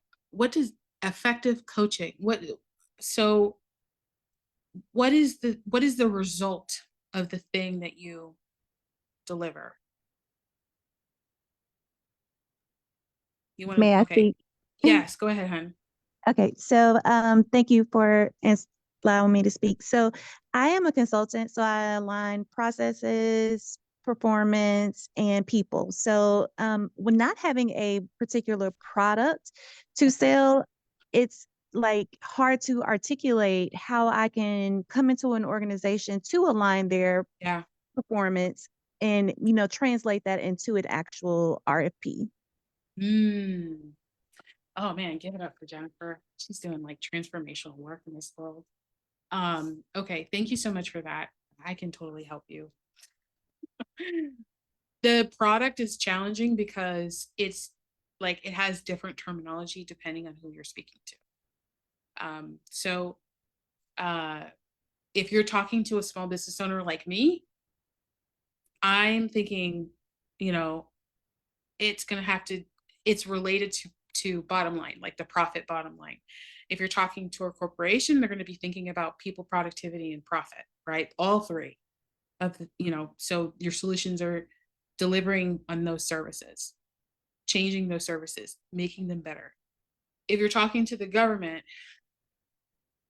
they're more so focused on not profit because they don't want to make profit. They're trying to, the government's job is to spend money. They don't want profit. Profit is bad because if they make profit, then that's the same amount of money they don't get next fiscal year.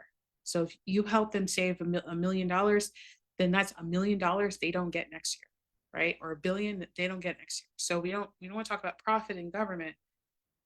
Productivity systems, 100%.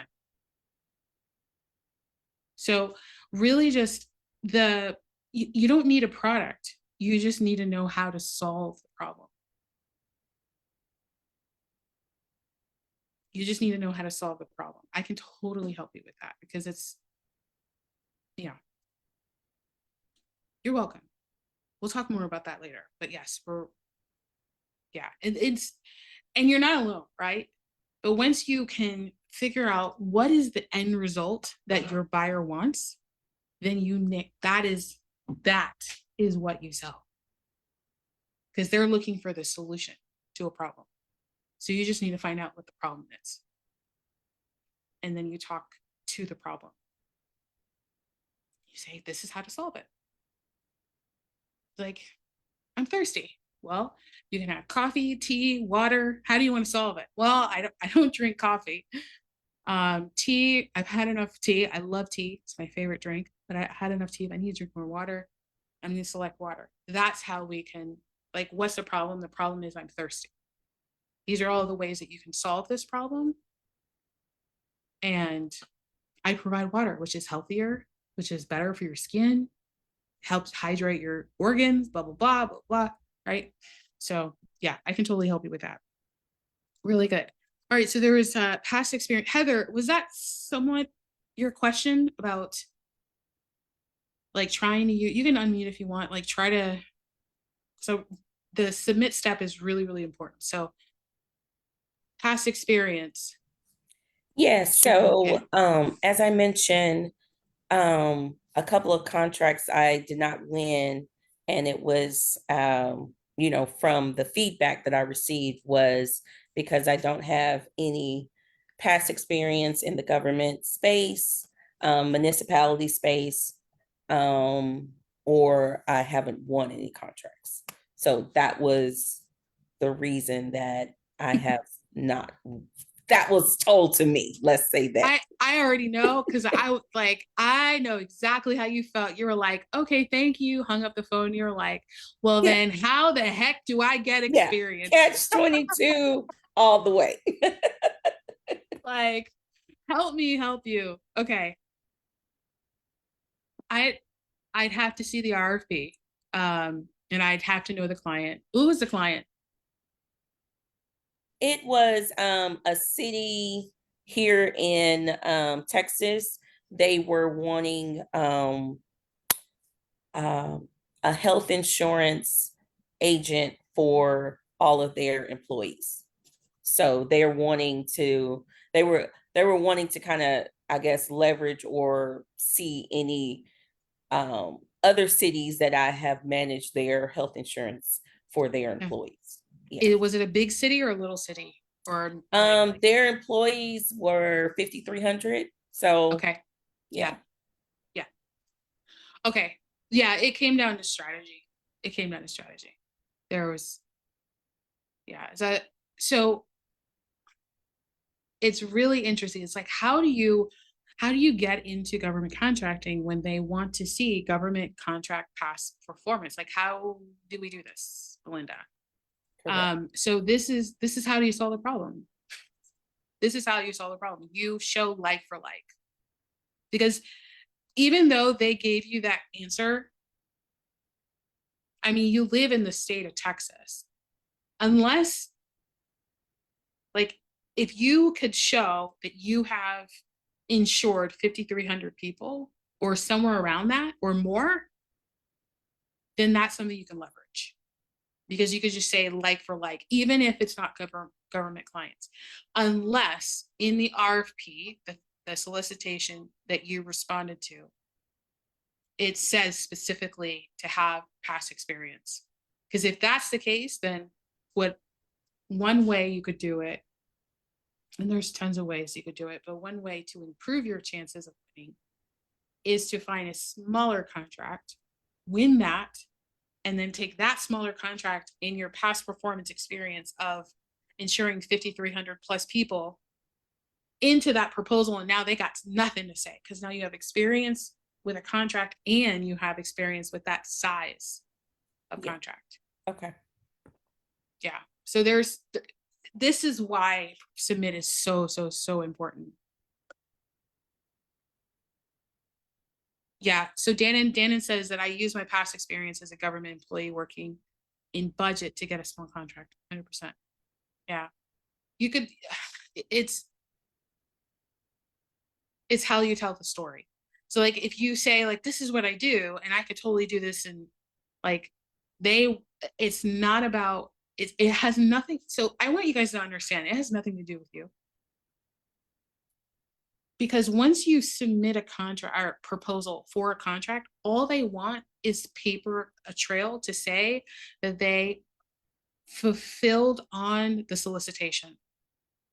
It has nothing to do with you. So if you know that you can deliver on that, I know you can deliver on it. They just want to see it. They want to see it. They want to have a paper trail to say, we gave this money to someone who has the documentation to show that they actually did the thing. And that's what I help you guys with. It's how you tell a story. It's strategy, 100%. Yeah. Good, good, good. Okay, so let's talk a little bit more. So past performance, technical approach, and pricing tells a story 100%. Pricing is a strategy. Do you guys know that? Pricing is strategy. It's not, well, actually, you know what? Do you guys want to I have something for you guys. Can I play like a quick video from an actual government officer? Would that be helpful for you to actually hear it from their mouths? I think so, right? Let me see if I can find it.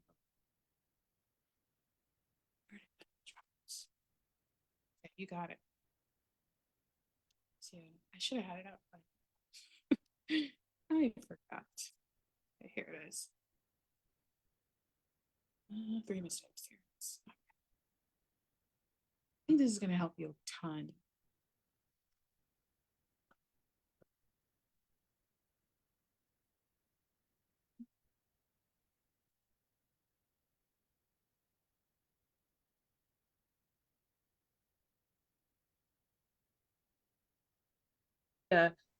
Thank you so much for last minute saying yes last night to joining us. And I thought it would be really helpful for our audience that's here live, Elena's here live, and then those who are going to be watching the replay to really hear it directly from the government itself.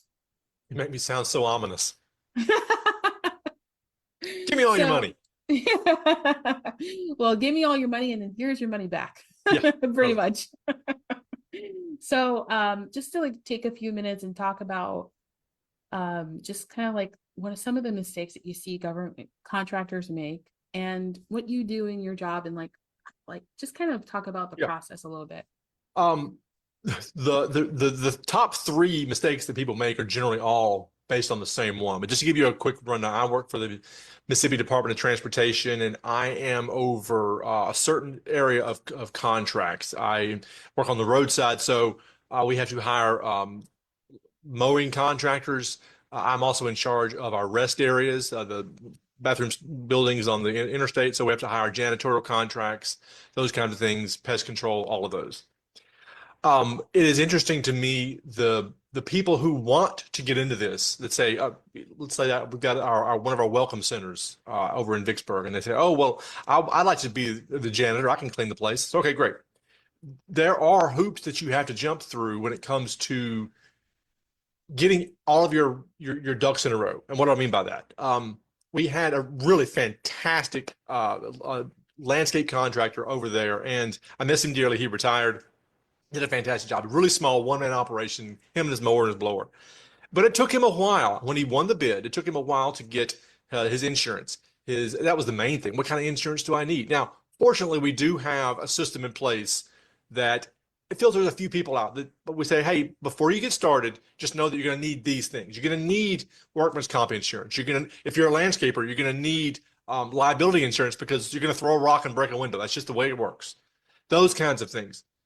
So that does filter some people out who don't want to go get those.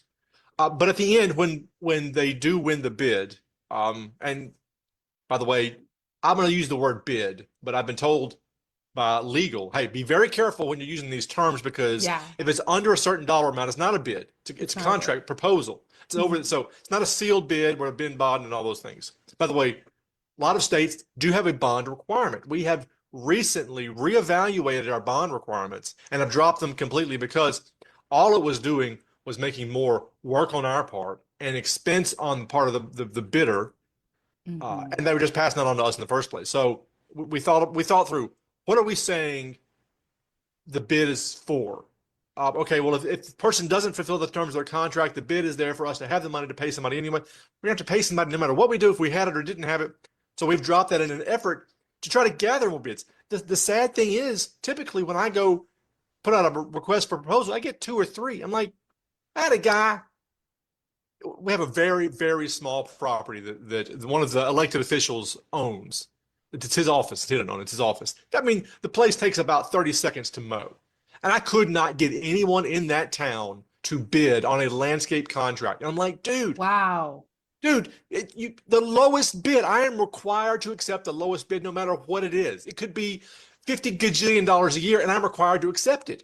No one would bid on it. But anyway, all that to say, number one, understand that whatever you think the number is going to be, it needs to be higher because you're not fully taking into account all of the other things besides what if you're a regular business, you're thinking, okay, I've got payroll, I've got expenses, I've got gas, I've got equipment, all of these things. So that's what goes into it. No. One extra step, you've got bonds, you've got insurance, you've got paperwork to fill out. And again, when you win the bid, if you're a first-time person, our mothership down in the state capitol has people that help a brand new contractor out with those steps. Sort of hold them, take them by the hand, and say, "Okay, we need a bond from you. We need insurance. Okay, no, your insurance isn't quite good enough. We need this insurance. No, we need." So they will walk them through those steps. We actually did have one BI who bid on a contract, and because his bonding company wasn't meeting the requirements of our main office. After about 3 months of back and forth, they finally said, "We can't do it. We're unwilling to check all the boxes for you." And so I had to go to the next person. Number two, make sure you fully realize the length of your contract. Our contracts are, for the most part, 1-year contracts with 4 automatic renewals. And what that does is it gives either party a chance to back out if something goes wrong. If you're not a very good contractor, if you have done something, if whatever reason, there's a 2-month window at the end of that 1-year contract that says, "We, MDOT, or you, Bob's Incorporated, want out." And that's fine. But if not, you are locking in your prices for 5 years. And in the case of these guys, we got people who mow the interstates. They've got to estimate fuel prices 5 years in advance. That is so hard.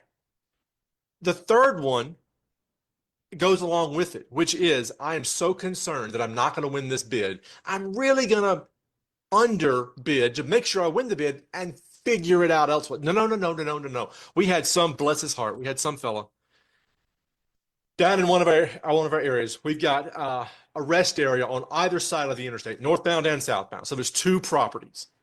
Well, he made a mistake and he bid for both properties the equivalent value of 1. So it was literally half the price. And we found it after he had signed it, been approved by the commission, everything. And we're like, I feel your pain. I would love to have you adjust it. We can't. He had to end up canceling his contract and did not win the next one.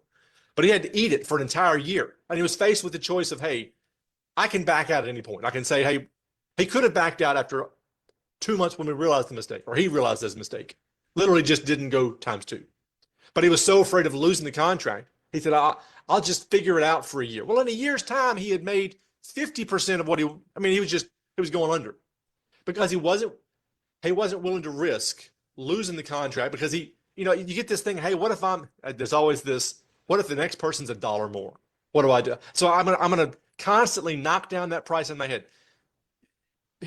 We want partners. We want people who do a fantastic job and last forever. The last thing I want to do is be putting out to bid every single year. You talk to your average government employee.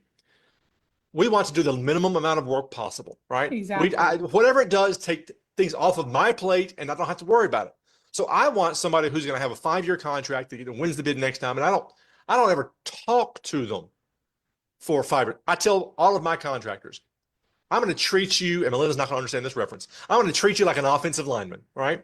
In football, those big guys, right? I don't understand. You only hear their name called in football when there's a flag thrown and they've made a mistake. So in other words, you only hear their name called when something went wrong. I tell all my contractors, if I call your name, you did something wrong. If I never speak to you, good job. Because the last thing I want to do is have to deal with you. So I want partners who are making plenty of money, able to hire the best employees. Oh my goodness. We had someone, and again, we are locked into what we can do and what we can't do. I had a bid on an area. It was one of these rest areas. And I had 4 or 5 bids, and they were all relatively the same area. They were like within a couple of $100 of one another. So I said, okay, fantastic. That lets me know that this is a valid price. And I had someone bid half. I'm like, oh. And I called the headquarters. I can't take it. I cannot take it. I know for a fact they're not going to fulfill the terms of their contract. I know for a fact we're going to get terrible service. Nope. Lowest bid. We have to take it. Seriously. And guess what? 9 months in, we had to fire them because they didn't do the job that we knew from the get-go. But That is the concern of the person who's bidding. They say, I really want this contract. So I'm going to go less than I really know I should so that I can get it. It doesn't do you any good to have a contract and go broke. Right. Bid on it, bid enough money for you to make money, profit just like it would be a regular person. And then if you don't make it, go bid on another one. There's always another one out there, and keep trying till you do make it. Do not cut your price down out of the fear of you're not going to make it, because there's only one thing worse than not winning a government contract, and that's winning a government contract and not having enough money and not being able to fulfill the terms, because then you get put on a list. If we have to fire you, you're not getting a proposal next time around. Better to try and fail at bidding the contract than to try and fail at fulfilling a contract. So it all boils down to that take a realistic look at your prices. There's a lot more than you think they are. They last longer than you think they're going to. And don't be afraid to miss out on, don't be afraid to lose the bid. There are worse things. I wish, So good. and the other thing is, take a shotgun approach. I wish these guys who run their tractors up and down the interstate, there's like 3 of them a year that bid on these things. Why isn't there 20? This is like $500,000, Wow. I mean, millions of dollars in contracts that we're giving out. And it's like pulling teeth to get someone to bid. I'm like, I feel like I want to have a sign on the interstate. Free money from the government. Please apply here. And people are just whizzing by going, we don't need that. So anyway, it's a two-edged sword there, or two sides of that coin. But the main thing I see the small people who want to try it, is they get overwhelmed with the minutia, and honestly, it's fear. We talked about it before. It's fear. Fear drives them. And, don't do anything out of fear. Talk to your agent, talk to your government contract point of contact, talk to them. Believe me, they would rather have this conversation with you before the bid is in than after. I would so much rather head off problems on the front end than to deal, because look, for me as a government employee, the problems come to me after they have rolled downhill from on high. And by the time they get to me, suddenly it's my problem. So I would rather avoid those problems. Again, whatever it takes to make the government employee do the least amount of work, that's what you should do, because we're all lazy by nature. That is so good. Was that helpful to see that? Yes, it was. 2 takeaways. Because even though I have submitted proposals, RFPs for insurance and bonds, I have also been on the other side, helping primes and subcontractors to get their insurance in place. And I have been on several committees through cities around the DFW area, trying to figure out why more minorities are not bidding on contracts. And one thing that was kind of universal through all of that was insurance. Yep. We've kind of found out that insurance, of course, has been kind of like cut and paste on all these different proposals. That's right. And the primes and the subs technically should not have the same level of insurance, but they do. And a sub or someone that is just putting in light fixtures or something of that nature, or baseboards, should not have the same insurance requirement as a prime. So with that being said, a lot of minority and small businesses are not going through the process of voting or bidding on these contracts because the level of insurance is crazy.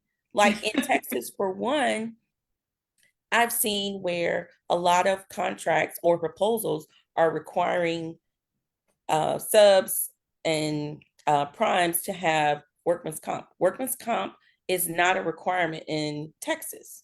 So with that being said, a lot of companies here outside of like restaurants don't have workman's comp. So that's already an additional, underlining amount that a small business have to acquire, either winning the proposal or submitting the proposal. Workman's comp. Some of them are having like employee insurance, commercial auto, general liability. I mean, it's just like a lot of levels of insurance that has to be, had before they can submit a proposal or when they win the proposal. So, we kind of did the study, and just for insurance, some contracts can be up to $13,000 just in insurance alone. So that is one major thing from the insurance side. Like I said, from the other side, not my side, but from the other side of why a lot of people don't, bid for contracts. Yes. And to 100%, I'm so glad that you shared that. They know that it's a problem. They just don't know how to address it. Because it's not just in the DFW area, it's across the country. A lot of copying and pasting from one RFP to the next RFP to the next RFP, especially insurance. And there's different ways to combat that. Obviously, educating those specific agencies, those offices on the requirements necessary to do the work. The other side of that is questioning it during the proposal process. So during the RFP process, when we get an RFP, typically there is a pre-bid meeting. During that pre-bid meeting is where we have to ask questions. So a lot of people are afraid to do that. Or maybe you see an opportunity and then you miss that deadline to do that. Maybe it's not mandatory, so you're like, I don't have to do that. But that's a great chance to talk about this. That's a great chance to talk about it.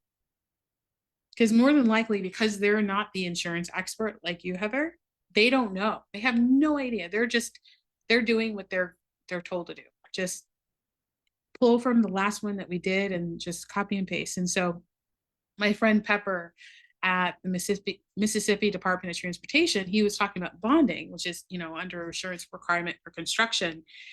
And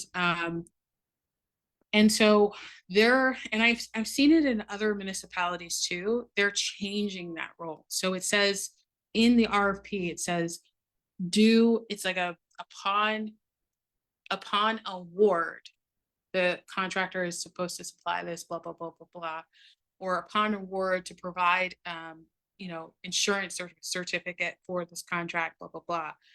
And the insurance company, because I have insurance, I mean, we've got all that stuff, but like insurance company can review that portion of it and say, okay, so what are you covering, right? This is why it's so helpful to have somebody look at a copy of the contract before you sign it, look at the requirements in the RFP before you submit it, and even ask questions. Doing those little steps of due diligence go far. But I understand what you're saying, because it's a bigger problem. And it's just because people are copying and pasting. Like, it has nothing to do with anything. It's just somebody decided to copy and paste, and they saw the RFP, the scope of work, and so they decided to use that exact same RFP. And they don't know anything about insurance. Okay. All right. Yeah. Thank you. You're welcome. You're like, it's bigger than that. No, Yes. You've been in it for a while, so I'm pretty sure you know. Yeah. When I'm talking to these agencies, they don't know what they don't know. A friend of mine that's in California, she works for San Francisco, and one of the challenges that they have out there is sifting through good governments, like suppliers and vendors. They get a ton of contracts, but most of them are non-compliant. And some of it has to do with insurance. Some of it is just, plain out lies, right? They say they do something, they don't do it. And so it becomes really like for her, it's like, she was like, becomes challenging for me because I don't know what to do. I just have to do my job. I have a gazillion things to do right now. I'm just going to use what we currently had, and we'll figure it out once it gets awarded. We'll figure it out later on. That's how they're pretty much pushing it. I mean, Makes sense. we've all had those days where it's just, we have so many things on our plate. Right. We're just like, we'll deal with it later. We'll deal with it later. We'll deal with it later. But now is later. Right. And so a huge part of efficiency in the government level right now is revealing these problems. So I say, keep talking about it, keep talking about it, keep talking about it so that they can address it. Because they're just looking to put out a fire, but they're not looking at where the water resources come. Yeah. And that was a suggestion from one of the government officials that I have been working on and the name of the study, it completely slipped my mind. Disparity. I'm sorry. That's it. Yeah. The Yeah. disparity studies that Yeah. I've been on too in the Cool. Good. DFW area. And so one of the government officials was like, I think your resources would be better utilized, not for, bidding on these different contracts, but putting together, getting with someone who's been in the government space for a while and kind of putting together a proposal of you and submitting to the cities to say, hey, I need to be able to sit and look at these different proposals and RFPs prior to they going out and things of that Yeah. nature. So Yep. that was suggesting as well. 100%. Yeah. Jennifer So says good. she wants to ask a question. Absolutely. What's up, Jennifer? So as I listen to you talk, I just wanted to know, when you are bidding for these, are you identifying yourself as a DBE or a WOB? So, yes, so I am through the state of Texas. We have a hub certification. Mhm. So that kind of encompass most of Texas. The way that Texas is set up is there are cities that recognize some of these certifications and some of them do not. But as Texas as a whole, most agencies and cities, municipalities, they do recognize the hub certification. And the reason that I asked is without getting too political, at times it could be looked at maybe as a disadvantage when we're going into those certain realms Mhm. simply because of our political climate. Mhm. But just maybe like in your next one, leave those certifications off and see if you get more traction with your proposals and see if that is a little bit of things, because we do know that that is something that used to be a reason for them to be able to meet a quota, like they need 20% Mhm. of it and so forth. But as the climate is changing, some of those things, and I attended a airport certification the other day, and they were like, it is something, sometimes they look at it and do want to say, oh, we're going to shy away from those certification Gotcha. companies. So just to put it out there, what is it going to hurt, right? Mhm. But just try it and see if it has any kind of things, because I couldn't fathom why you would be receiving that feedback other than it's a good old boys game of, oh, I know Yeah. this person versus I don't know Heather yet. Okay. All right. Thank you. You're welcome. Awesome. I love it. Community. Yay. Okay. So this is so good. You guys are doing so awesome. And this is what it's about, is community, right? Like at the end of the day, there are questions that we have along the way when we're winning government contracts, we're trying to win government contracts, we're trying to build a relationship with a client. It's due diligence, it's research, and it's community. It's knowing who we could partner with. It's knowing who we can use as a guide, as an advisor to help us in that journey, right? And especially in the proposal we were talking earlier, it's all about the story. It's about the strategy. It's about the story. So I want to share with you a little bit about kind of circling us back to where we were. Let's just recap what we've done so far before we move on. So this GovCon sales strategy, step number one is prepare. It's prepare with the end in mind. Like really thinking about what are we selling and how much do we want to sell? What is our goal? Step number 2 is target. These are things that Aparna did when we were preparing to win that contract. She identified, what do I want to sell? I want to sell project management services. I want to have $1 million contract. She got crystal clear on that. She got focused on that. And so anything else that came in her way was a distraction because that was the goal. Step number 2 is targeting. She figured out who she wanted to sell to, who was buying those services. Step number 3 is strategize. She decided, you know what, I want to and can do all of what's listed in the scope of work. So I'm deciding to be a prime, position myself to prime. And then step number 4 is submit. This is where we came up with a strategy that was focused on solving the problem of the hero. Like we came in as a guide. We can help you solve that problem. This is how we can help you solve it. This is the piece that we're going to deliver. We're not trying to do everything. We're not a one-stop shop. We're going to partner with you to be that guide so that we could deliver. And that's what they want. They just want someone to show up to say that I've done it before. Here's my proof that I've done it before. So that becomes the archive that goes along with the budget and says that we actually spent this money properly. Step number 5 is track. It's one of the mistakes that people make is not doing the step. I remember it used to take me 50, 70, 150 hours to submit one proposal. In our agency, do you know how hard that is as like a business owner to pay my team to do one proposal? It was 150 hours, one proposal, right? It was a lot of work.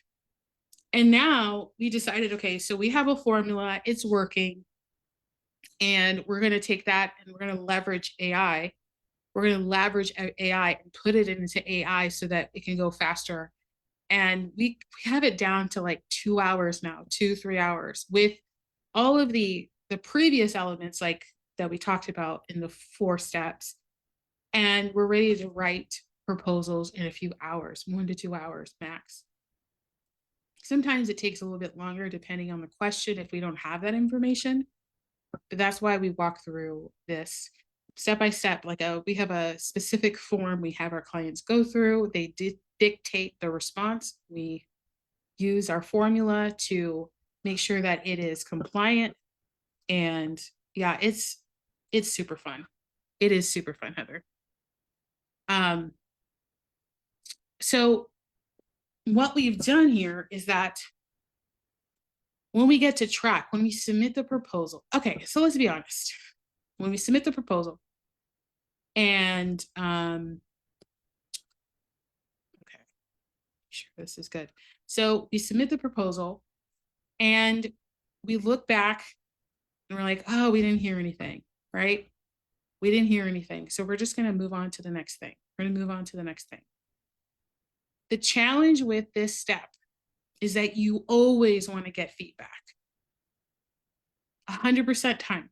Like if you ask for feedback, it's going to improve your win rate, regardless if you win or lose. Like I said, 85% of contracts repeat. And so if you're seeing the same contract come out over and over and over again, and you decide to put your hat in the ring and you get the feedback, like worst case scenario, you don't win. But now you get a chance to ask for a debrief because you submitted a proposal. 100% ask for a debrief, get that feedback. She says, well, you need to have government contract experience. Cool. Awesome. Let me go get some government contract experience because I know that this contract is going to repeat and I'm going to be ready. That's how simple it becomes because now we are laser focused on our goal and we just keep working towards it. I remember I heard Steve Harvey say once, he said, you got to fail to win. You got to get it wrong to get it right. And people who never fail, never try. And Warren Buffett, he won't invest in someone who hasn't failed twice. Michael Jordan, he took 949 game-winning shots, and he only made 123. Like, that's all you need, just some wins. Baseball players, they hit it 3 out of 10, and they earn millions of dollars. And you don't have to get it right every single time. That's the cool part of this. We learn, but we want to iterate. We have to swing.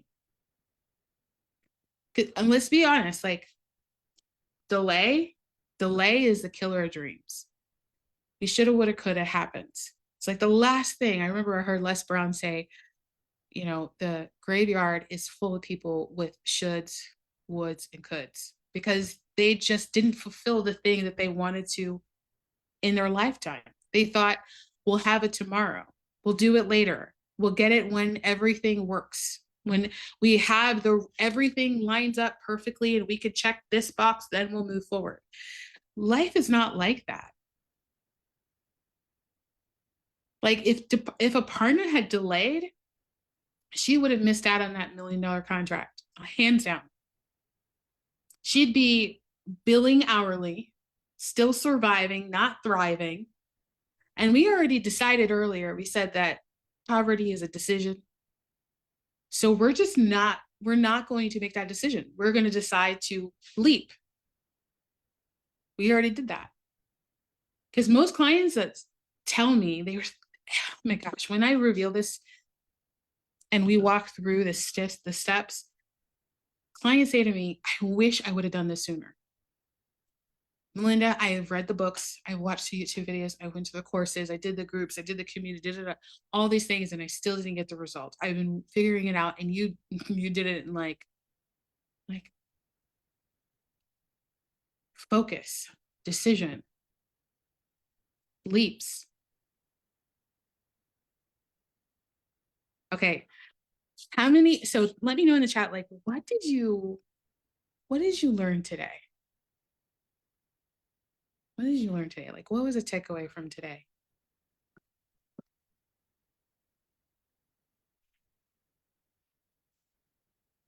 Let me know in the chat.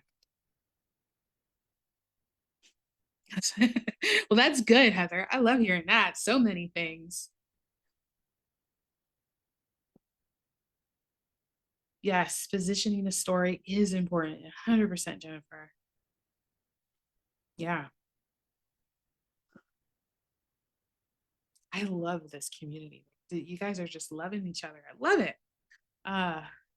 Yeah, this is a community effort, 100%. Like, you know, the fact that Heather goes out and she's like talking about insurance and saying, listen, you guys, like, this is crazy. You do not need these requirements to fill in a hole in the wall. Like, that's just crazy. That is so powerful. Keep doing it. The more people that get into government contracts, the more wealth we create. Because that money is going to go to somebody. It's going to your competitor. Might as well come to your pocket. Past performance, technical approach, and pricing tells a story, 100%. Use my past experience as a government employee working in budget to get a small contract. Yeah, you're welcome. You're welcome. Is it okay with you if I just share how I help people? Would that be okay?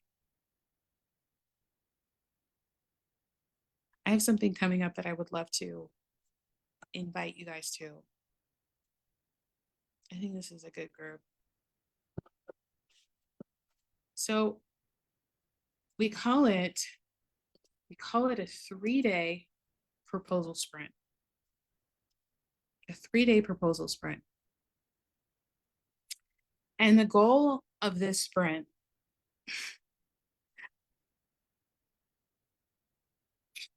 by the end of this 3-day sprint, you'll have your capability statement, your first proposal, your strategy, your services, and a list of clients in government it's so good that it's basically like, if you would take, instead of taking years to figure this out, you're just going to do it in 3 days. With someone that has done it and does it, like continues to do it for our clients. Like, instead of me charging you $125,000 that I do for my VIP clients, it's not even it's a fraction of that in 3 days. And so the first day, I'm going to show you what's all in it. I like to write it out because it's a lot, but we know that because we've done this before, it's fire. Okay, so this is called, you can write it down if you want, 3-day proposal profit sprint. Okay, so day one is all about setting the frame. We're going to get crystal clear. Like, imagine we were talking about services, like what services, how do we package it for government? How can we leverage? The word leverage is such a powerful word, but how can we use our past experience, our experience that we've done in our business, experience that we've done in throughout our lives, so that we can go win government contracts and create more asset value in our business. So we're going to help you make a list of those services so that we can identify offers that you can sell to the government. You're going to write down. So the first thing that we're going to do is just going to do an audit. Like, what can you do? What do you want to do? What do you have experience? See, you can still win contracts even if you haven't had any experience. That's 100%. I've helped clients do that. It's faster when you have past performance. And so you want to know, what can I do? How can I take what I do, package it in a way that it's highly sellable and valuable? The next thing, once we have done that list of services, because that's a part of step 1 to prepare, is step 2 of the strategy is identifying the client. So this is where we're going to identify clients that you could sell to. And what we're going to do is help you build your opportunity matrix, like actually start building out that spreadsheet that I showed you earlier. It's like, get a couple of them on there so that you can just and start building that now. That way, 6 months from now, a year from now, a week from now, you know those opportunities are coming and you're way ahead of everybody else who's scrambling.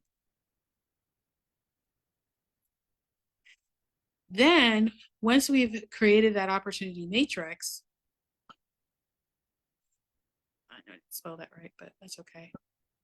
The next thing is we're going to help you create your capability statement. I had somebody reach out to me the other day, and he had a different question, but I said, "Oh, what do you do?" I just asked him what he did, and he sent me an attachment of his capability statement, and I was like, okay. And I just, out of the love of my heart and mercy, I was just like, I'm going to help him. And I gave him a ton of, it wasn't crystal clear. And this is the thing. It's not about copying and pasting stuff. It's about writing something, but that is strategic and intentional to win, to be a partner, to be a guide, to be a support, so that you're building the right relationships and people know what you do. So people know about your business and you become someone who is top of mind.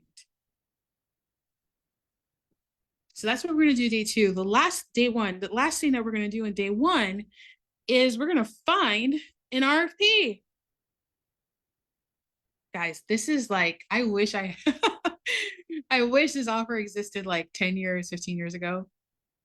So you're going to find an RFP. We're going to find an RFP that you're going to submit. Not a one that expire, not one is coming up to be due, okay? This event is August 4th through 6th. August 4th through 6th, Monday, Tuesday, Wednesday. And so by the 6th, you'll have a proposal. ready to submit. You'll have a capability statement ready to submit. So day one is starting with an RFP, like finding a solicitation, whether it be an intent to bid, source of sought, doesn't really matter what it is. Find it. We're going to help you find one. And then when you come to day two,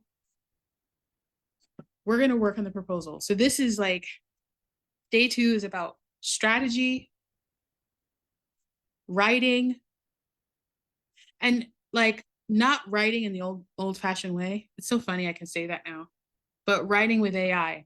We're going to use our proprietary prompts, our system, so that you can write tailored messaging. It doesn't sound like ChatGPT language anymore. It's your brand copy. You get to use it wherever you want, but it gets added to your proposal. So powerful. So you're going to have that, but you see, like day one, you have your capability statement, you got your services, you got your RFP. Now you're going to go through the RFP. I'm going to teach you how to read the RFP. Show you how I read an RFP. How do I respond to an RFP? And it's very strategic. Every group, I've taught this strategy to hundreds of people, and every group that I've taught it to, they say, we would have never looked at it that way. But, I have a win rate of 74%. So, and when you see it, you can't unsee it. When you see it, you can't unsee it. How to read an RFP. You're writing the proposal. And so that's what we're going to do on day two. And then on day three, we're going to come back together and we're going to do compliance on that proposal that you just did, that you just worked on, copy and paste and use it with ChatGPT. Our scripts took you maybe an hour or two, and then probably a little bit longer because you're still gathering all your information. We're going to walk you through that throughout day two to make sure you're pulling the right information, you're putting it in the right place, you know what to say, where to say it. Sections that we're going to cover is executive summary, past performance, resume, forms. We'll just talk, highlight high level forms. There's specific forms that repeat no matter what or who you submit to. And I know I'm missing one: executive summary, resumes, and the your company info. So like, what do you say about your company? How do you talk about your brand? Guys, this is like, so thank you, Jesus, for letting me let this be my ministry. Like when we talk with this fervor and like excitement and confidence and clarity, and we build momentum in our proposal, hands down, it's like so powerful. And that includes the technical approach. It is the step-by-step system that we help you understand that you already do. You just haven't put a name to it. It's like you're so at expert level. It's so fire. And then you sell the system, you sell the result, and that's how you make money. That's how you make tons of money, because you leverage the system, not your hours, not working overtime, none of that. You're selling the system. People love systems. Okay, so day three is about compliance. We're going to do a compliance review. And what I'm going to do on day three is what I call a review side by side.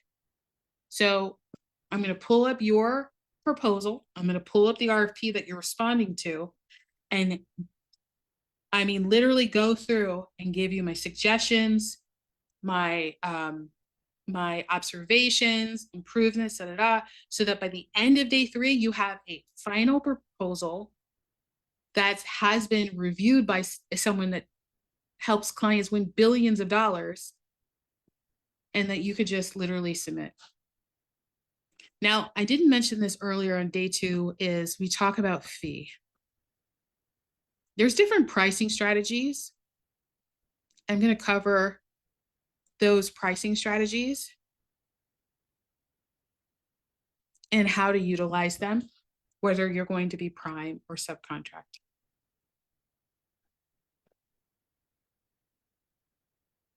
So to get all of this done, we've got a lot to do in 3 days, but we've done it. So we know you can do it. So what we're going to give you, a part of this is like the proposal template, done, already done. It's a template that you can just pull right off Canva, completely customized, laid out exactly how we write and submit proposals for multi-billion-dollar contracts, multi-million-dollar contracts now. Capability statement template, that's already done for you. So you just need to, we're going to show you exactly how to fill it out properly and be really strategic, use the right language and the right messaging. And we're going to give you also a checklist to make sure you have everything in the proposal. And the checklist is what we use as the guide for day 2. So we'll talk about how to write an executive summary, how to write your about section, how to write your technical approach, how to write your resume, how to write your past performance. And there is a format that is most appealing, that screams expertise and experience. And so we want to show you that and give you that too. We also want to we don't want to just like give you the information and be like, okay, see you later. We're also going to give you a 90-day plan. So now you have a proposal. Here's a plan on following up, building relationships within the market, finding other contracts, responding, following up, everything. And you also have the opportunity matrix template. So you'll fill out part of that. You can build upon that. Getting personal help. It's crazy. So this proposal profit sprint is limited to 15 people. There will 100%. We've already sold 2 spots. We're going to fill out, and we're more likely going to have people on the wait list. I don't think I'm going to do another one this year, just being really honest, unless somebody twists my arm, because we're getting towards the end of the fiscal year in government, right? So we want to make sure that we're leveraging this opportunity to win a contract. If you win a contract, like imagine you win a contract in this quarter, this fiscal quarter, which is right now to the end of September. And let's say you win one that was technically, it was valued in January as, let's say 500,000. Now it's $1 million. Like that's what's happening right now. They were so tight with their money all throughout the year, and now they need to splurge. And so we call this a September surge. That's what the market calls it, September surge. So for the next 90 days, from August 4th through 6th, when this workshop happens, you have the rest of the fiscal year planned out, done. You know exactly what to do, how to leverage it, how to build relationships so that you're ready for 2026, the calendar year, and 2026, the fiscal year. It is so fire. It is so fire. So if you're interested, all you have to do is go to govconmillions.com/apply. I guess I'll just put it in the chat.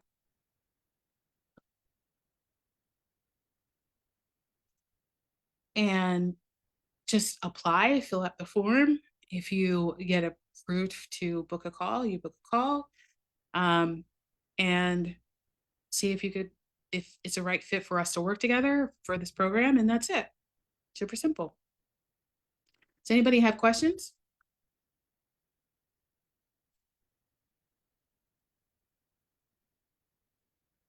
You're welcome.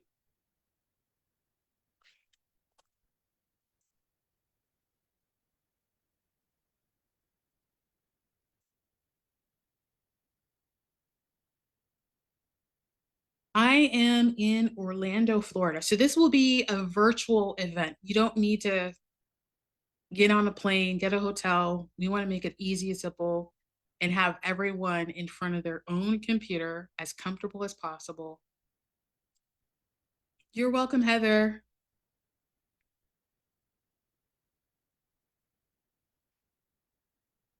Yeah, so this is a virtual event, August 4th through 6th. 3 days. You get everything done. I mean, time.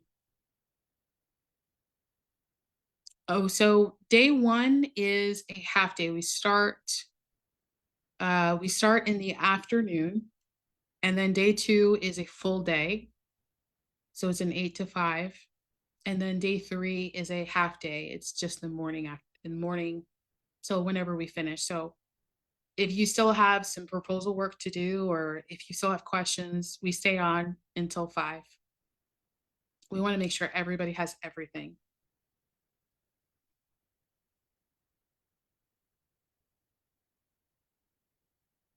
Great question.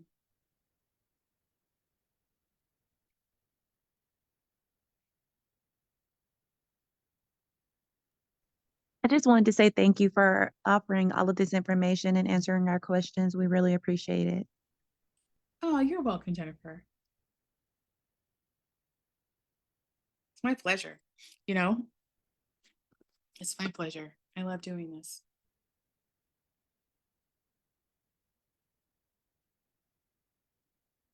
Like right now, I am helping one company submit on $1 billion contract, and we're using this exact same strategy.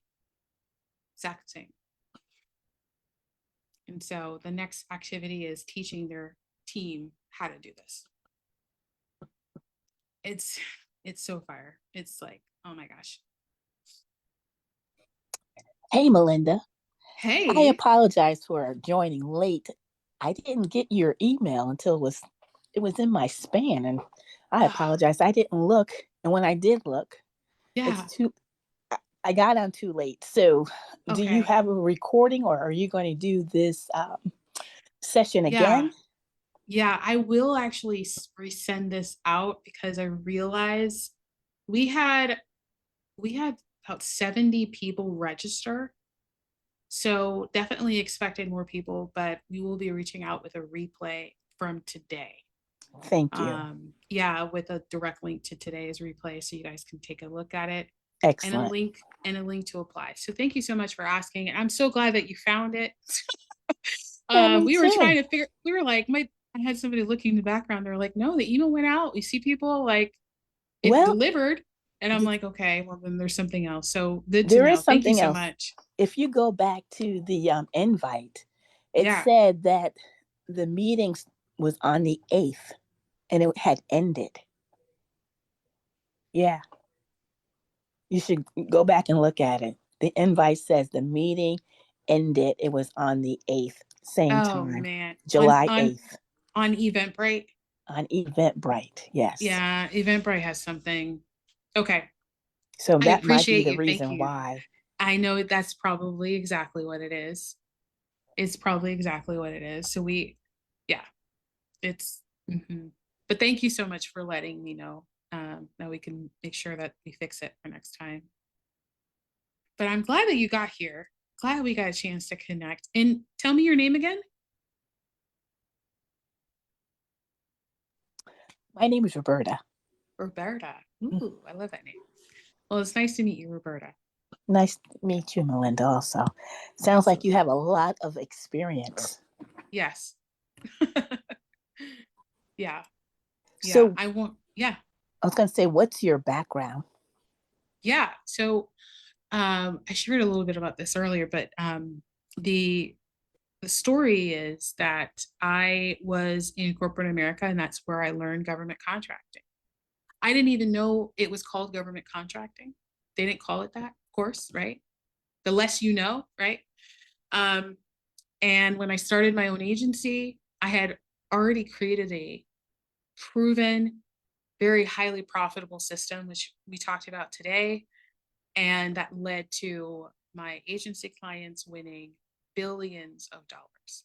And so one of the stories that I shared today is from one of my clients called Parna, and we call the David and Goliath story. She was a 6-figure, 150, maybe $150,000 business. And we helped her win her first $1.4 million contract in less than 30 days. And the part that I didn't get to mention today is that why we call it, she's one of our filed David and Goliath stories, is that she went up against 11 competitors, and all of her, like 11, like there was a dozen, there were 12 bidders, and all the other 11, every single one of them, because we did step 5 track, every single one of them, Roberta, was a big company with a big team and a big budget. Right? But they priced it based off what the client wanted. So they understood how to do some strategy and figure out how much the value of the contract was. And so Aparna, using me, we figured all of that out and she won. And the thing that they told her during her review, because I recommend doing tracking or debriefs or feedback, regardless if you win or lose, is she found out that they loved the fact that she was small. Very good. Yeah, Nice. that was a deciding factor. She used that to leverage in her proposal. She didn't hide it. She didn't say we. She said, I will be there and I will do this and I will do that. And they loved that. They ate it up, loved it. So yeah. Okay. A different approach. It is a different approach. It's an approach that most people are afraid to take. And usually the one that we, the tools that we have, the cards we can play are usually the right ones to play. We're just afraid to use them. So yeah. Yeah, God doesn't make any mistakes. No, So he doesn't. it's just like, if that's who you are, present who you are, because that's what's going to win, because that's who he is. He always wins. Amen. That's right, Jennifer. Amen. Awesome. Thank you for And sharing. Melinda, not that you needed the co-signing, but I love how unapologetically you represented Christ in your presentation. Oftentimes, especially like being Southern, we often are very grounded in our faith. And sometimes in business, people try to separate those things, but he does say those that are ashamed of me, in the presence of our brothers and sisters, I will be ashamed of you in the presence of my Father. So That's I right. loved how you use the analogies and the tying in of the word. It just Yeah. really is why you are successful, is because you are giving all glory to God. So I'm very, very proud of you as a Christian and as a Black woman. And now that we're all in here together, I just really am, I'm a woman's woman anyway, but it just was like, oh yes, this is awesome. So thank you for this opportunity for sure.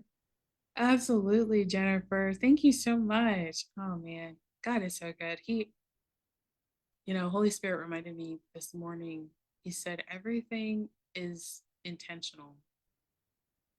And he reminded me of Israel and how it was a promise. It was a gift, right?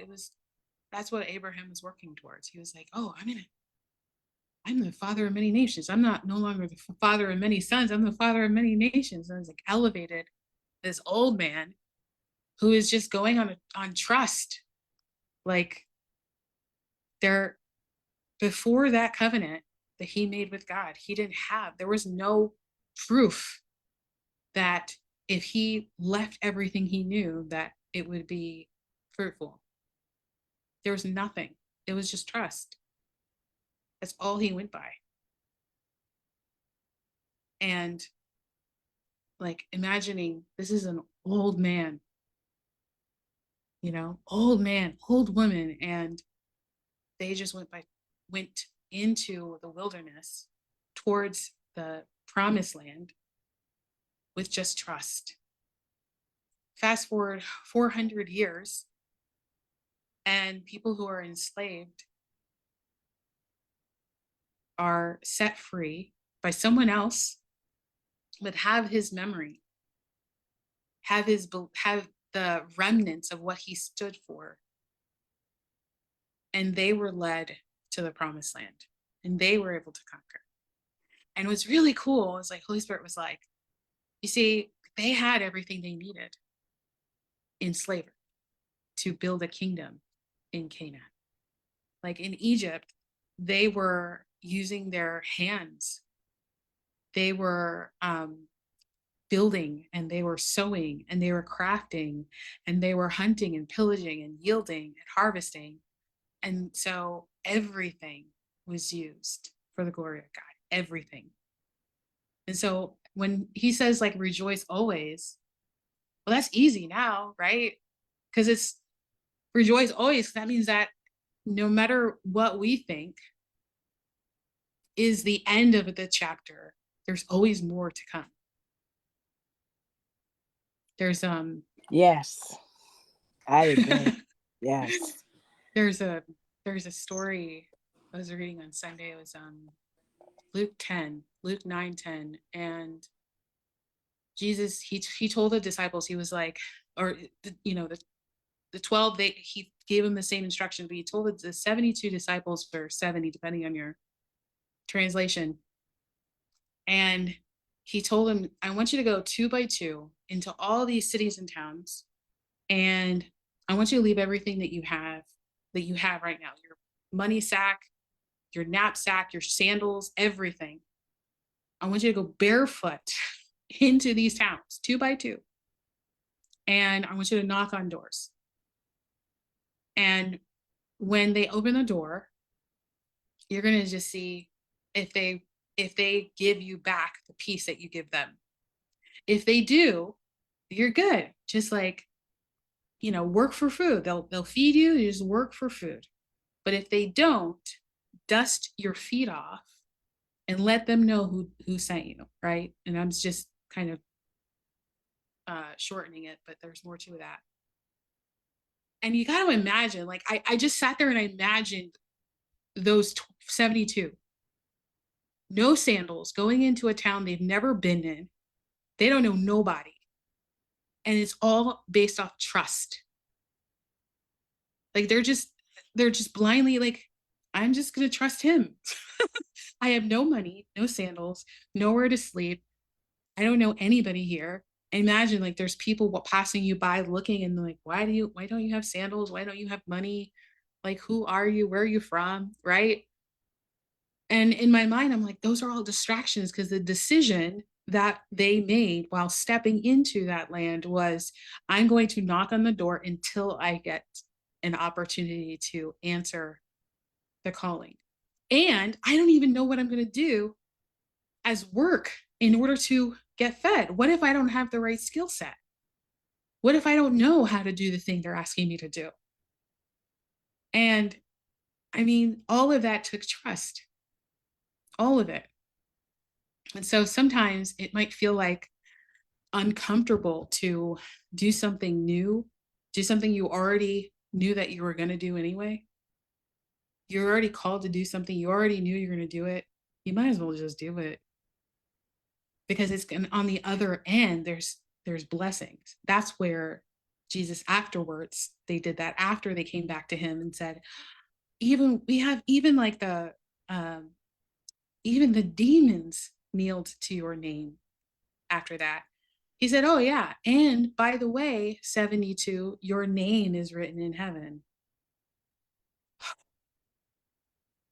What a blessing to know that when we do something, we're doing it in his name. Like, I don't know. I geek out about him because he's everywhere. And so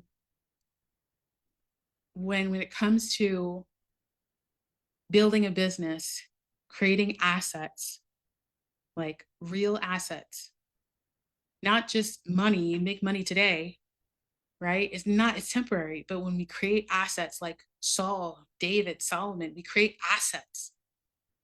They last for generations. Like the story of, okay. The story of the talents and the 3 servants, and the master gives each talent a certain amount. One has 1, one has 3, one has 5, I believe. And 2 of them go out and they do exactly what they're supposed to do. They multiply it. I said earlier, monies And so, by the way, talent is a measurement of weight. Back then, how they exchange, how they barter, like we barter with money, cash, US dollars and francs and things like that. They bartered with silver. And so a talent was 80 pounds of silver. So imagine, like, if you know of an 80-pound child or a small person, like 80 pounds of silver, right? So they're all given a certain amount and then they go out. And so the first two, they go out and they multiply because that's what money loves to do. Money loves to multiply. If you want more money, just multiply it. Don't spend it. And then the third one decided to bury it. And then the master came back and was like, what'd you do? And you know what he said? And this is the part where I knew God loves leverage. He said, I know that you do not sow where you reap, or you do not reap where you sow. You do not reap where you sow. And the master was like, but you could have at least put it in a bank. And I pause and I'm like, wait a minute, hold on, time out. He didn't care that he just told him that he reaped where he did not sow. He's not looking for us to create. Like, he's looking for us to create because he's the creator. So we're in his image and likeness, but we're also to create opportunities. And so if we find an opportunity to leverage what already exists, like, that's what he wants us to create too. It's not just from existence. Like, we have an idea and it has to come out of our existence and we don't know how it's going to come out. And so we don't take steps. Have you ever had an idea like that? You're like, this would be so amazing. I don't even know where to start, but I know it's got to happen. Right. It's just like, but then I don't know. It's just me. I'm only one person. I can't be talking to myself. This happens all the time. And when I read that one part, I was like, wait a minute. The master completely glided across.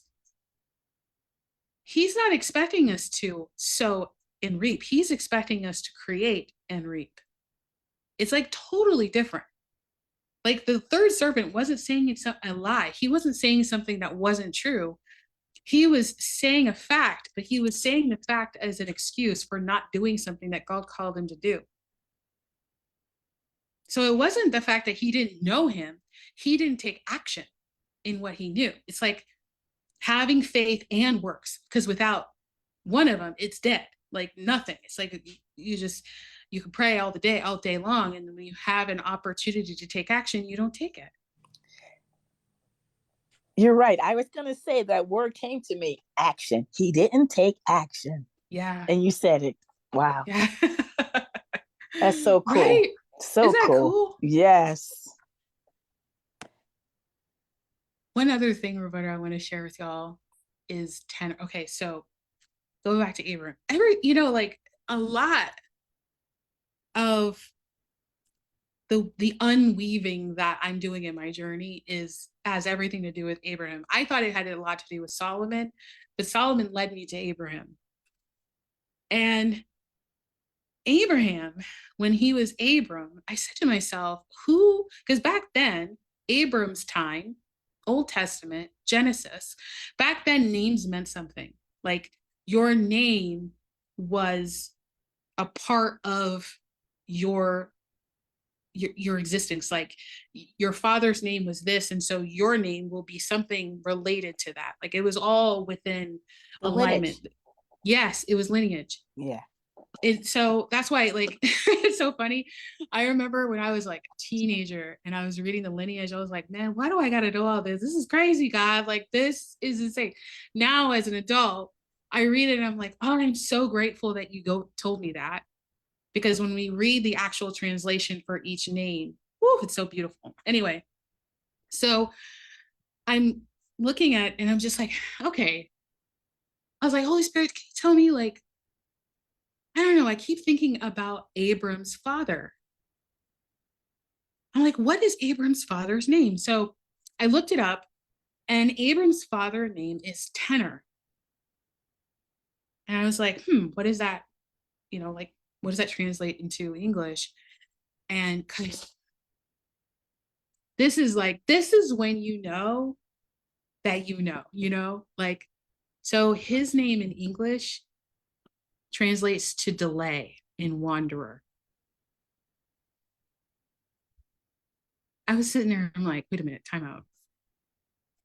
You're telling me the father of many sons, father's name is delay and wanderer? What? Like that wasn't normal. That was abnormal, right? And it doesn't say in scripture like why Tenor named his son that, but that was his responsibility as a father, is to name his child. And so it still makes me think, like, did his father make that decision, or did God make that decision to sever that path, that habit of just delaying what you're called to do and just saying, you know what, I follow God. And maybe he said to himself, like, I can only go so far. I keep going in circles, literally. And I hope that my son can change things for his people. Like, who knows? I don't know. It doesn't say. But I just think about that. I'm like, that's what happens. That's what's required for us to have a different life. We have to require a different identity. We have to like step into a new identity to be something that we've never been before. And we already know what we want. And what's really great is that we can be that thing. We can be that person. And it just requires us to sever the relationship with an old identity that no longer serves us, so that we can step into a new identity that will serve in generations. Another thing about the 3 servants and the talents is the punishment that the third servant got. His punishment was the gnashing of teeth. And he got no money. He got no talent. The talent was the money. Now, I did some research on the value of one talent. The value of one talent is worth 1 generation of work. So when he didn't multiply his money and he decided to bury it, he destroyed his entire lineage. The other 2 multiplied it, and so that's money they give to their lifetimes. So one had 10. That's 10 lifetimes. Like, they never have to work again. They have completely, like, just one, all they had to do was multiply it. And they changed their identity. Do you see what I'm saying? Like, they're no longer servants. They were set free because they have all of these talents that they now can live off, grow their family, live wherever they want, do whatever they want, because they just learned one skill to multiply. Multiply something that they didn't have to create, but it was created for them and gifted to them. So I just, it's all tied together. It's identity. It's making a decision to step into a new identity and believe and become the person that we already knew. We already know who we want to be. All the things that we want, they are owned by the future identity. And the only way that we can get to that future identity is we have to divorce ourselves from an identity that no longer serves us. We have to finally, like, the reason why during a covenant back then, when Abraham cut the animals in half and he separated the 2 birds, is because he was severing what existed from what will be. Like, so once we step into that, we have made a decision to finally elevate to a level where God has already called. Our names are written in heaven as the person who has taken the step with full trust, knowing that we were focused on one path ahead. When distractions come, they don't derail us. They don't stop us. We keep going. We keep going. Well, thank you so much for letting me geek out about God, because I can talk about him all day. I do talk about him. I talk to him all day. But this is why I do what I do. So my goal is to help people win government contracts and optimize their business, like have high ticket offers, sell to people who can actually pay your services, not down your services. No. They had talents. Remember, they had 80-pound talents. They're not taking it to people who don't understand what an 80-pound talent is, right? They're taking it to people who understand what an 80-pound talent is.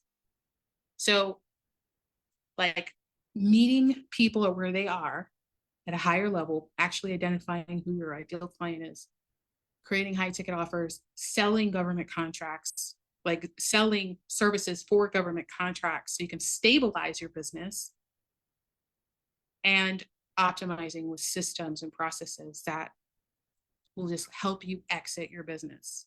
So you have an asset. Because a lot of people don't talk about this, but that's how you create wealth, is creating assets. It's not time. It's not money.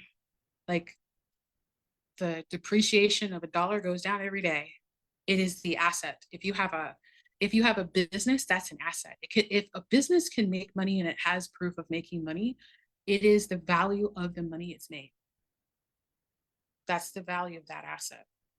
And you could use that to write your ticket. You never have to take out a loan, because it's an asset. It's something that it's very valuable. It's very, very valuable.